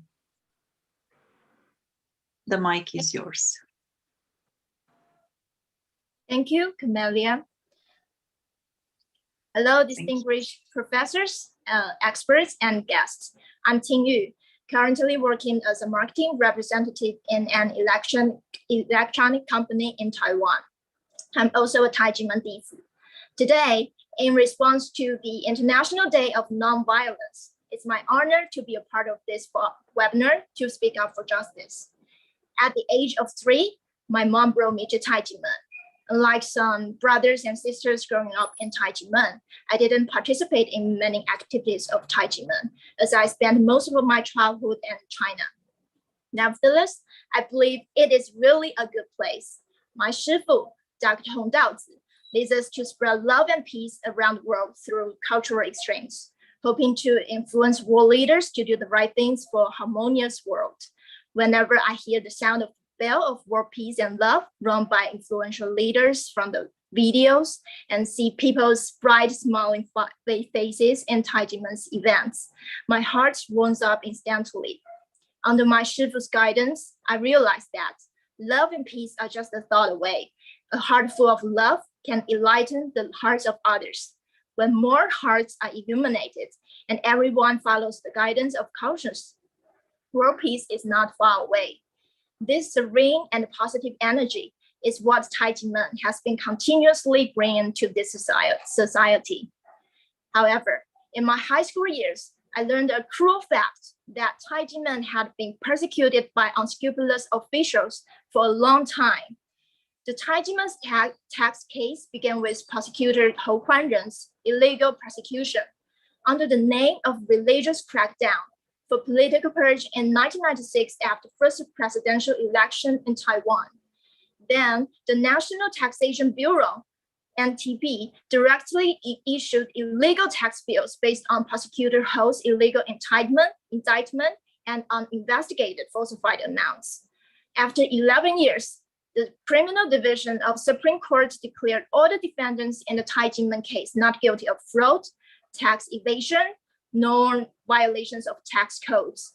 All the defendants were awarded national compensation in 2009. There was no taxation problem at all, but still, the NVT disregarded the court's decision and didn't revoke the tax bills resulting from the criminal case. During my graduate school years, I watched some forums and programs where many experts and scholars sharing their experiences and perspectives on Taiwan's taxation problems. Gradually, I recognized that Tai Ji Men case was like a demon revealing mirror, highlighting the flaws of Taiwan's bureaucratic tax system. It is hard to believe that in a so-called democratic country ruled by law, some unscrupulous tax officials can issue the tax bills without evidence and do criminal acts to cover up their mistakes without being punished. Ridiculously, these few officers can even get bonuses on the illegal tax bills. If the tax system is not reformed, there would only be more taxation victims suffering from the tax abuse. Therefore, I started to express my demands on the streets, including protesting, in hopes that more people will become aware of Taiwan's poor tax environment and urge the government to reform as soon as possible. In recent years, many experts and scholars in domestic and foreign countries have been voicing out for Tai Ji Men. For example, Kenneth Jacobson, a consultant of former President Clinton, has been studying the Tai Ji Men case for many years, indicating that there are numerous violations of the law in procedure of the Tai Ji Men case, and calling on President Tsai to solve it immediately. However, the NBT remains indifferent, and teamed up with the Administrative Enforcement Agency to illegally auction off the sacred land of Tai Ji Men on August 21st last year. On that day, I was at the scene during the entire unlawful auction process. When the official announced the auction process had been legally closed and the land had been nationalized, my heart was broken as if it was brought. But I could do nothing at that moment. What a horrible violence from my country's government. The Tai Ji Men case is a fake case fabricated by Hou Kuan-ren since the beginning. He staged this fake drama and MBT played it outrageously, leading the entire government system to drive a stalled train all the way to the wrong end. Even with all the clear evidence of Tai Ji Men's innocence and the government's illegal execution, the Tai Ji Men case still couldn't be rectified after 25 years. Then how about individuals without any resources? What we have been insisting is not about money. In fact, over the past 25 years, we have gone through all the legal procedures, and the time and the money spent on this case has far exceeded the amount on the tax bills. It's a matter of principle. It's for truth and justice. If Tai Ji Men gave in to MBT's demands, it will be like indulging the corrupt officials in torturing people with their abuse of power, and it will affect everyone in Taiwan. There's an old Chinese saying, conscience reflects the law of heaven. No one can escape the ultimate judgment by heaven. Here, I sincerely call upon the officials to face the mistakes and correct them from rejecting Tai Ji Men case. It's very important for the government to abolish the tax bonus and administrative bonus system for officials and establish a clear mechanism to punish illegal officials. According to Albert Einstein, the world will not be destroyed by those who do evil, but by those who watch them without doing anything. For the justice, I will keep fighting for the Tai Ji Men tax case until the day it is truly resolved. Finally, I'd like to take this chance to express my gratitude to the distinguished professionals and experts here. Thank you all for continuing to speak up for human rights and justice. With the joint efforts, I believe the justice will prevail one day. Thank you. Thank you very much for sharing with us your point of view, your perspective, and also your enthusiasm and hope for winning. And we invite now the last person for today, which is also a Tai Ji Men Dizi, Mr. Arthur Hsieh. I'm sorry, I'm not pronouncing so well. Hsieh, and which is product engineer in Taiwan. The floor is yours, and thank you very much for participating and sharing with us. Thank you, Camelia. Thank you, Camelia. Hi, my name is Arthur, and it's my honor to join today's webinar. So, according to the United Nations General Assembly resolution, the International Day of Nonviolence is an occasion to disseminate the message of nonviolence, including through education and public awareness. Also, it is the birthday of Mahatma Gandhi, and leader of the Indian independence movement. Throughout his campaign for independence, he led people to express their demands and fight for civil rights in nonviolent ways. His spirit was widely admired. He said, "Nonviolence is the greatest force at the disposal of mankind. It is the mightier than the mightiest weapon of destruction devised by the ingenuity of man."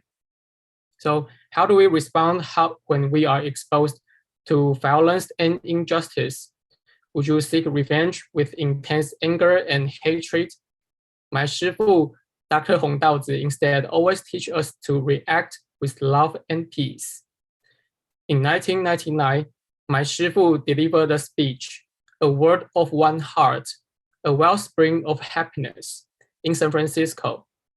During the speech, he stated that we hope more people from different faiths and races, be they rich or poor, might all be blessed like us with happiness and joy in our hearts. So far, Tai Ji Men has traveled to 101 countries around the world. We share the seeds of love and peace in the hearts of everyone we meet and everywhere we travel, sharing our happiness and joy across the world. In 2010, Minister of Urban Development and Environment, Government of Uttar Pradesh in India, presented Dr. Hong the Mahatma Gandhi Award for his contributions to the dissemination of love and peace message through cultural exchanges, as well as his contributions to promoting global understanding. 20 years ago in September, my Shifu led us to attend the United Nations DPI NGO annual conferences in New York and witnessed the 9/11 terrorist attack. Our brothers and sisters recall that the atmosphere in the United States was quite tense at that time. Facing the potential threat of immediate war or any violence, people will usually be vulnerable and are likely to be sadness, fear, and anxiety, and even lost faith in humanity. However, my Shifu told us, if we don't do anything, we will come here in vain. So therefore, we organized the ceremony of prayer and ring the bell of world peace and love in New York to comfort people's hearts with love and the reverberating sound of the bell. We hope the living being comforted and the deceased rest in peace. To date, 399 leaders in various fields have rang the bell of world peace and love, including 43 heads of state and 7 Nobel Peace Laureates. In 2018, we traveled with Shifu to Balkans, the non-powder keg of Europe, and we met the president of the Kosovo Assembly. At the end of the meeting, the president's representative said he was deeply touched by our smiles. He explained that he can tell that our smiles are genuine and are heartfelt from his previous experience of leading various organizations and meeting different people. At the moment, I was so happy that he truly understood what message I wanted to deliver, and also grateful that I have the ability to share love with others thanks to the love and peace culture that I have learned in Tai Ji Men since I was little. 25 years ago, at the end of 1996, the ruling party in Taiwan carried out a political purge against those religious groups which had different political views from the government. Despite our impartial attitude, Tai Ji Men was caught in the crossfire of this 1996 campaign against religious groups. Frankly, that was state violence when government tried to exterminate Tai Ji Men. First, prosecutor Hou Kuan-ren deployed criminal litigation and taxation to prosecute Tai Ji Men. He fabricated false evidence to accuse us of fraud and tax evasion, and also illegally passed the case to the National Taxation Bureau for tax levy and a huge penalty. During the period of confidential investigation, prosecutor Hou Kuan-ren even released the untrue information to mass media and induced 400 news reports and over 70 times reports on 12 television stations, trying to create a well-spread perception of guilt before the trial began. Some of our brothers and sisters were misunderstood by their family and even bullied by classmates. Second, although in 2007, the Supreme Court ruled that Tai Ji Men was not guilty of fraud and tax evasion or any violations of tax codes, the National Taxation Bureau over and over again imposed unjustified taxes on Tai Ji Men based on indictment materials that were abandoned by courts already, rather than revoke all tax bills with respect to the law. Last year, the National Taxation Bureau and the Administrative Enforcement Agency even forcibly auctioned Tai Ji Men's land, which was intended for a spiritual center. That land was confiscated in ignorance of due process of law. Sometimes my friends question why Tai Ji Men did not protest much aggressively for our case. To be honest, I've also considered whether the Taiwanese government would take Tai Ji Men case more seriously if we protest in violent ways. But since 2016, I started to study this case. I realized that for past 25 years, my Shifu has told us patience, love, and peace to seek all legal relief procedures and petition to the authority, including Office of Taiwanese President, Executive Yuan, Legislative Yuan, Judicial Yuan, Control Yuan, Examination Yuan, and also legislators, mayors, and over 7,000 chefs of village. We also speak out for other tax victims and educate the public about the taxpayer human rights to defend our own human rights in taxation. What I see is the endless love circulating between Shifu and Dizi. As Mahatma Gandhi said, just means lead to just ends. We take nonviolent actions because of the idea of love of the world that my Shifu teaches, and that is to love ourselves, love others, and love our own nations, and love others as well, and to awaken officials' conscience. Therefore, we are not blinded by fear and hatred. We persist in the right thing and fight for justice. We keep telling the truth of Tai Ji Men tax case and calling on more people to fight against state violence. This is our love to Taiwan. It's not enough for oneself to be good, but all living beings must be good. In the end of my sharing, I would like to call upon to Taiwanese government officials. The authority of the government comes from the people, and that power should be used to serve the people. It is definitely not a weapon used to punish the people.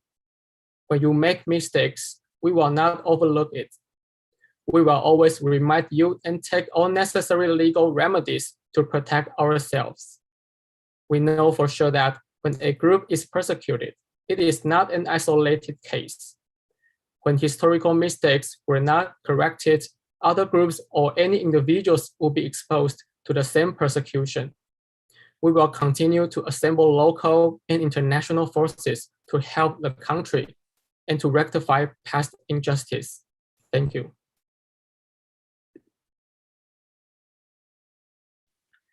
Thank you very much, Arthur. And also, Marco wrote here a comment. I would like to share it with everybody. He was inspired by all your testimonies and especially by Mrs. Ting-Yu. And he wrote that he reminds a famous phrase attributed to Irish philosopher and statesman Edmund Burke, who said, "The only thing necessary for the triumph of evil is for good men to do nothing." By your participation and sharing with us your testimonies, it's already a big step. And all these testimonies actually can contribute. And at a certain point, for sure, the balance will start to move in your favor. With this part, we concluded the testimonies and the round table. And as I don't see Alex, we just move further to... I'm here. Yes, Alex, Yeah, now sorry. you have the floor back. Yes. Okay, you can do. You're doing a great job, so you can do it. No, I like to share with all the others, colleagues. Yeah, thank you very much for the very moving testimonies. Thank you, Camelia, for the amazing way you've been dealing with the chairing the roundtable.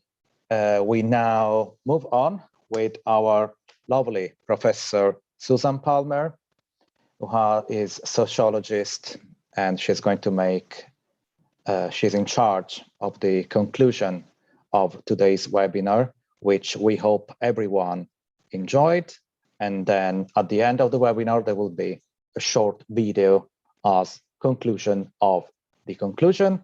Professor Susan Palmer, the floor is yours.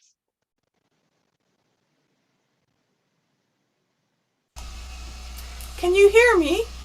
Perfectly. Excellent. Okay, well, first I would like to thank the organizers for inviting me to this very important webinar, and also to Massimo for telling me about it.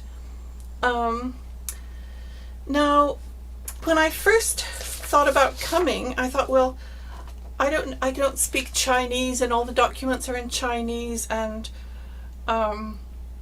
you know, I know nothing about, I can barely do my own taxes. I have to hire a tax accountant, and then when he explains to me, I just sit there scratching my head. But after looking at some of the previous webinars, and also listening to some of the speakers today, particularly Professor Gin Tarn Huang and Mr. Su Huan Ji and Mei Jun Huang. These are all people who really have studied this tax problem, and they made it as clear as possible to outsiders like me. So after hearing them, and also reading Massimo Introvigne's articles, which explore some of the broader issues in the Tai Ji Men case, I'm quite convinced that this is a case of fiscal persecution of a new religion. And the detail which completely convinced me was Massimo mentioned that besides being accused of tax evasion, the Grand Master was also accused of black magic. So when you combine something irrational like that with something so rational as tax, it does suggest, you know, there's a prejudice against spiritual movements involved. So Eileen Barker mentioned in a previous webinar that the case did not surprise her. She said she found it deplorable, but it didn't surprise her. And of course, she's an expert on persecution of new religions. And I must say it didn't surprise me either, because I've seen similar cases in the USA and also in France from my research. Now, I was reading through I keep notebooks. Whenever I go to conferences, I keep a notebook and write down interesting things that people say, you know, or good ideas. And I found this quote here. I'll read it out. Democracy is a state that is not fixed, immutable. There are forces, often unexpected and unpredictable, that are eroding our democracies from within. It needs to be reinforced, strengthened. We must be vigilant. We must detect and expose and halt these forces before they go too far. We know of other countries where democracy has been crushed and replaced by tyranny or fascism. We must not let this happen to our nation. Now, I'm pretty sure this was a conference in the US, and they're talking about the US. And unfortunately, I can't remember who said that. And I even asked some of my friends like David Bromley and Gordon Milton, and they said, I might have said that, but I'm not sure. So that made me think that, you know, there are sneaky ways, they're like very subtle little sneaky ways that, you know, people can chip away at democracy. And certainly fiscal persecution is, you know, a sneaky way, and a very effective way too. And there are many examples of these sneaky strategies to erode religious freedom, which really means an erosion of an important human right, which is to choose your own, you know, belief or worldview. And some striking examples which I've noticed in my research are of course, the brainwashing theory, which undermines the authenticity and validity of a spiritual experience or a religious conversion or a belief. You know, you just dismiss it as brainwashing. And also, it also attacks the leader, because he's not someone he's not a mystic who's had a, you know, vision to impart. He or she is simply a brainwasher who's, you know, trying to earn money or whatever, get extra money. The second example would be the Mann Act, which is a little bit hard to describe. It's really a weird American law, but it means that if you're an uncle and you take your nephew fishing and you cross state lines, you can be accused of human trafficking across state lines and all sorts of sexual, you know, innuendos. The third one is RICO, or racketeering, which it simply is a charge that this is a conspiracy, that you somehow, a group has planned to do something bad or rip off the government or exploit people. And it's so vague, it can't really be fought. At least this is what a group of lawyers who are working for the Black Hebrew leader Yahweh ben Yahweh, they're saying, you know, it's talking about an intent to commit conspiracy, and so it's very, very slippery. And once it's thrown at you, it's sort of like this miasma you can't get out of. What's relevant for this webinar, of course, is the strategy of allegations of tax fraud or tax evasion. And when I was studying France, I was studying the anti-cult movement in France. I wrote a book called The New Heretics of France, and I interviewed a member of a new religion who was an administrator who had to deal right after a tax raid. And he said to me, in France there is no God, no spiritual realm, no immortal soul. At least that's what, you know, that's the official worldview that France is proud of as a secular state. He says, therefore, groups that call themselves, quote, religious or spiritual must be extorting money on false pretenses. And so donations, charities, tithings, offerings, sale of religious books, spiritual retreats and pilgrimages automatically are interpreted by atheists or secular people, secular-minded people who read, you know, who read the media as, you know, basically, you know, rip-offs or extorting money from innocent, ignorant people and giving them nothing in exchange. Because if there is no spiritual realm, they're getting nothing in exchange. So I thought that was an interesting way of looking at it. And in France, with the rise of the anti-cult movement or the anti-sect movement after the, you know, mass suicide of the Solar Temple people, which shocked everybody, there were a series of tax raids in France, raids on new religions. So at least most of the new religions I visited and know were raided by the tax people. And like, these are dynamic, unexpected raids at dawn, you know. In France it's called perquisition, you know, or seizure of all your documents and your computers.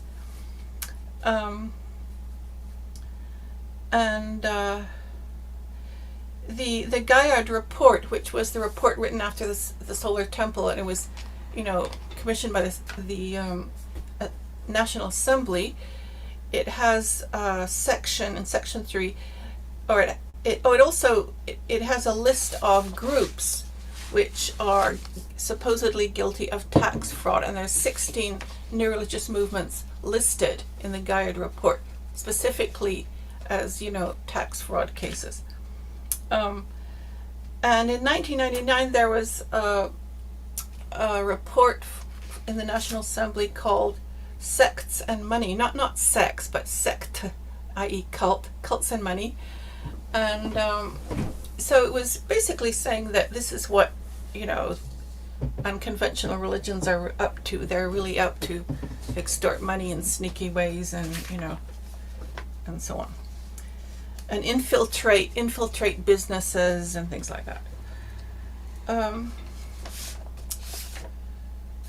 So now the head of the government-sponsored anti-cult ministry, or interministerial mission as it was called in France, which is called MILS, which actually means the Ministry to Fight Cults. Would you believe it? The president, Alain Vivien, there was a report that he went to China to visit the government to give them advice on how to handle their dangerous cults, and that he spent over 50% of the budget of MILS doing like glamorous travel with his wife and spreading anti-cult sort of you know, ideas. And so I kind of wondered, because this was right after 1996 that this started happening, and there were these tax raids in Taiwan in 1996. So it just occurred to me that, you know, they might have been meeting the anti-cult forces in Taiwan might have been meeting Alain Vivien and the French anti-cultists to get some ideas. So I thought that might be worth exploring. When I visited Taiwan, I think it was in 2019, Massimo would know, I went to visit the Scientologist Ideal Org, and I was really pretty astonished by talking to them that there seemed to be virtually no opposition to them in Taiwan, whereas in most countries, there's a lot of very negative media and efforts to undermine all their efforts. So this seemed to be an indication that Taiwan was a democracy which was open to unconventional religions, and in fact apparently it's a place where new religions flourish. And I always saw it as rather like Japan, after reading that book called The Rush Hour of the Gods, which describes all the very strange little amazing new religions in Japan. But on the other hand, these tax raids, suggest there's something else going on. And Massimo wrote something about the idea of Hsieh, and no doubt that comes from China, and this idea that new religions are sort of criminal gangs and, are evil little societies that are against the state and so on.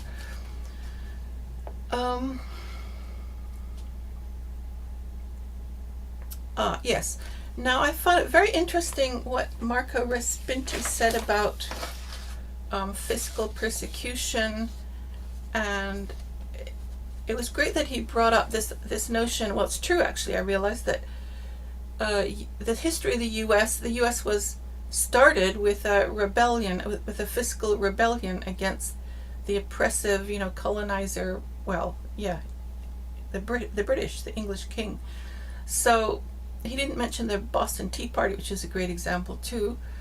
And today the anarchist groups in the U.S., like the Sovereign Citizens, they have a kind of mythologized version of the history, the War of Independence and the early heroes in the Revolution, and their attitude to guns, for example, is they look back at the Minutemen and it seems so glamorous, and they don't seem to notice that they're holding machine guns. So it's kind of a different situation.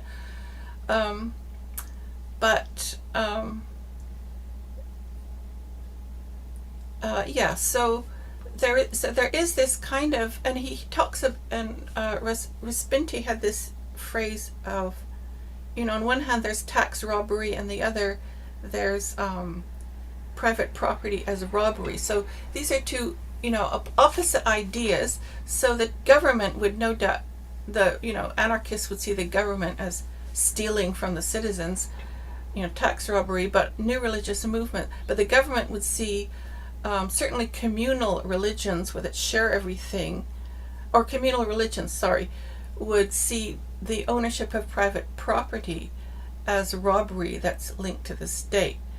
So, there are different cultural ideas of what money is and what it means. And I really realized that when I had this experience. Pardon me for indulging in this, but when the death of Abby Hoffman was announced at my Dawson College, we decided to have a little party with the college union to commemorate his death. And he's sort of a hero because he did things like he burned $100 bills on Wall Street, and he threw $100 bills into a surrounded by like animal turds or something, and Wall Street brokers were like grabbing them. And anyway, he was someone who was quite an anarchist and did it through jokes and ritual and so on. So I was rather bored sitting around because nothing was happening, and I had to leave and rush back to my babysitter. So I suddenly stood up and said, I have to go, but I just wanted to do one thing to commemorate Abby Hoffman before I leave. And so I picked up a $5 bill and I lit a match and I burned it. And people thought it was really funny and were laughing and stuff. So I thought, yeah, this is like, I livened up this boring party. But the next day I got such a reaction, like some people in the union said, this is very bad for the union. You give the impression that the teachers, don't need a better salary because you're burning money in public. And another person said, this is actually illegal, you could go to jail. And I was really shocked because, I don't know, I guess I was naive, but people really take money very seriously. It's almost like a religion. And so I've always felt one of the most pleasant, one of the pleasant things about being a researcher and visiting different new religions is you encounter different ideas about money. And for example, when I was studying the children of God, the family, most of these young people had never had a job, they'd never earned money, they'd never even touched money. And they thought it was dirty and that you had to spray your hands if you happened to touch, money. And they had this system called provisioning, where they would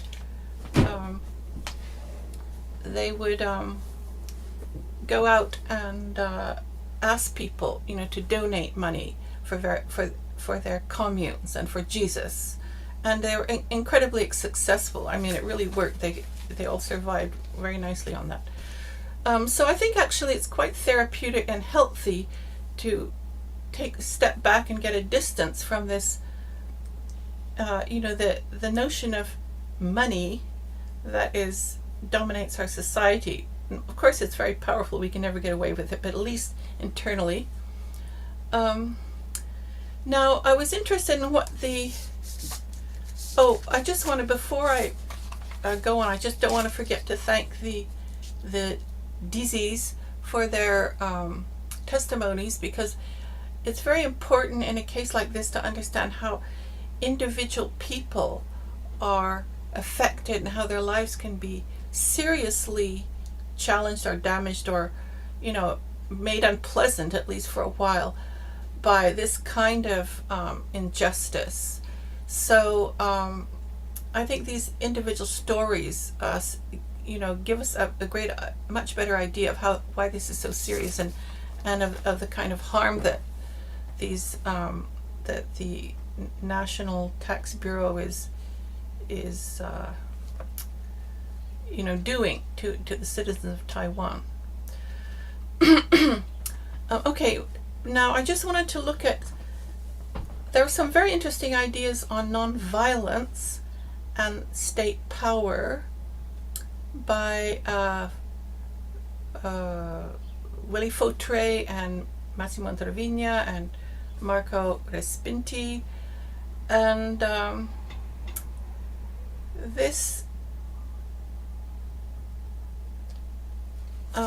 and the idea of non-violence and the quest for peace. Now, there are many new religions. I've encountered many new religions who have this ideal of promoting world peace, and they have different ideas about how to get it. And there have been also cases of new religions where they haven't lived up to their ideals, and they've actually committed crimes. They've been so frustrated with the way they're treated by the state that they resort to violence. And I think the best example of that would be Ananda Marga.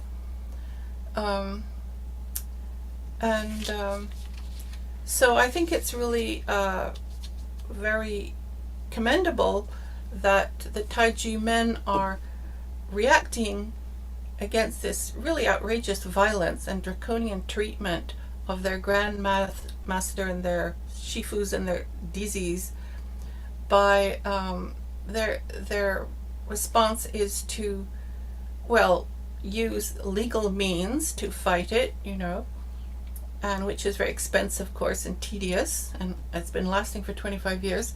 And then they also are simply broadcasting their case. They want to embarrass the Taiwanese government or raise people's awareness so that there'll be some change.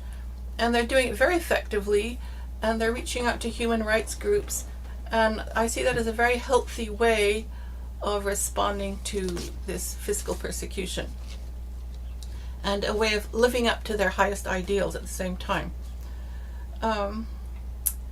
Now, some countries, of course, have a worse tax system or a more scary tax system than others, and I'm really struck, as a Canadian, how less threatening the tax people are in Canada as compared to the IRS in the USA, because you hear such scary stories of how they, how they react when they feel that someone is, they throw people in jail, they fine them, of course they might do that in Canada, but there's a lot of chance to appeal or negotiate, or things are much clearer, they move slower, but the IRS is quite notorious.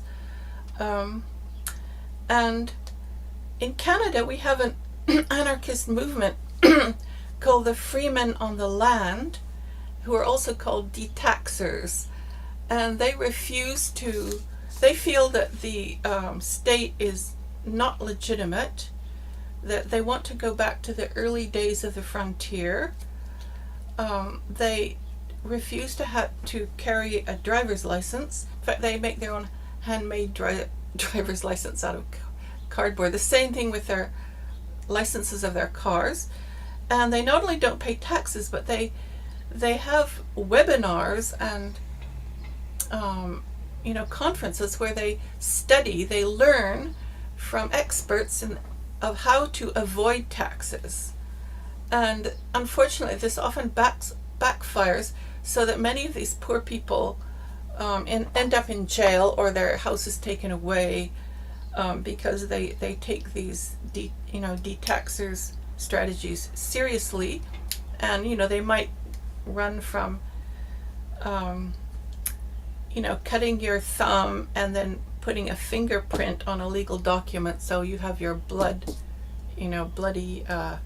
thumbprint, and this is supposed to have some kind of magical power, or quoting from the Magna Carta or the Bible. So so there are sort of anarchist reactions to the tax, which doesn't work. But so actually, I'll sum up my I'll just say what I want. I'll say my final paragraph here.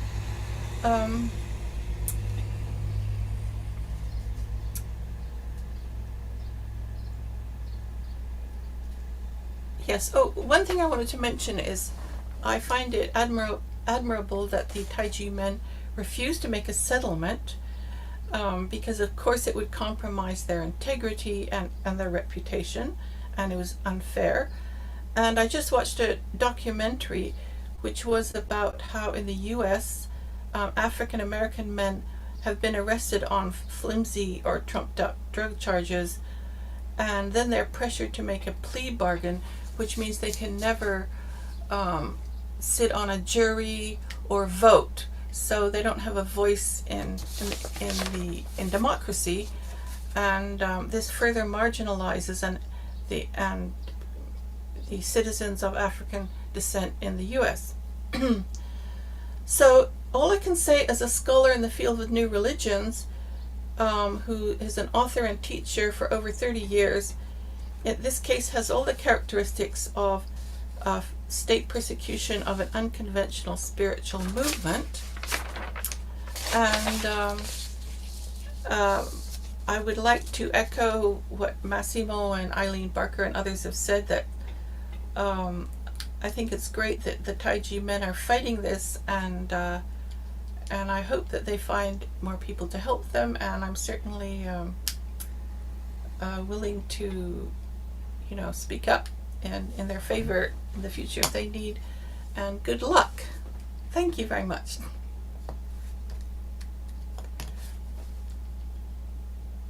Thank you very much, Susan. Thank you everyone for being with us today. Thank you for the very interesting comments, remarks, comparisons on this very particular topic of tax and the Tai Ji Men case in Taiwan. Marco Respinti asked me to say sorry on his behalf, as he left 2 minutes ago for joining another meeting. As I previously said, thank you again, and we are going to conclude this webinar with a third a third video, which is an appeal made by Tai Ji Men Dizi to Taiwanese US representatives. Thank you very much again, and let's enjoy this final video and see you next time. Thank you very much.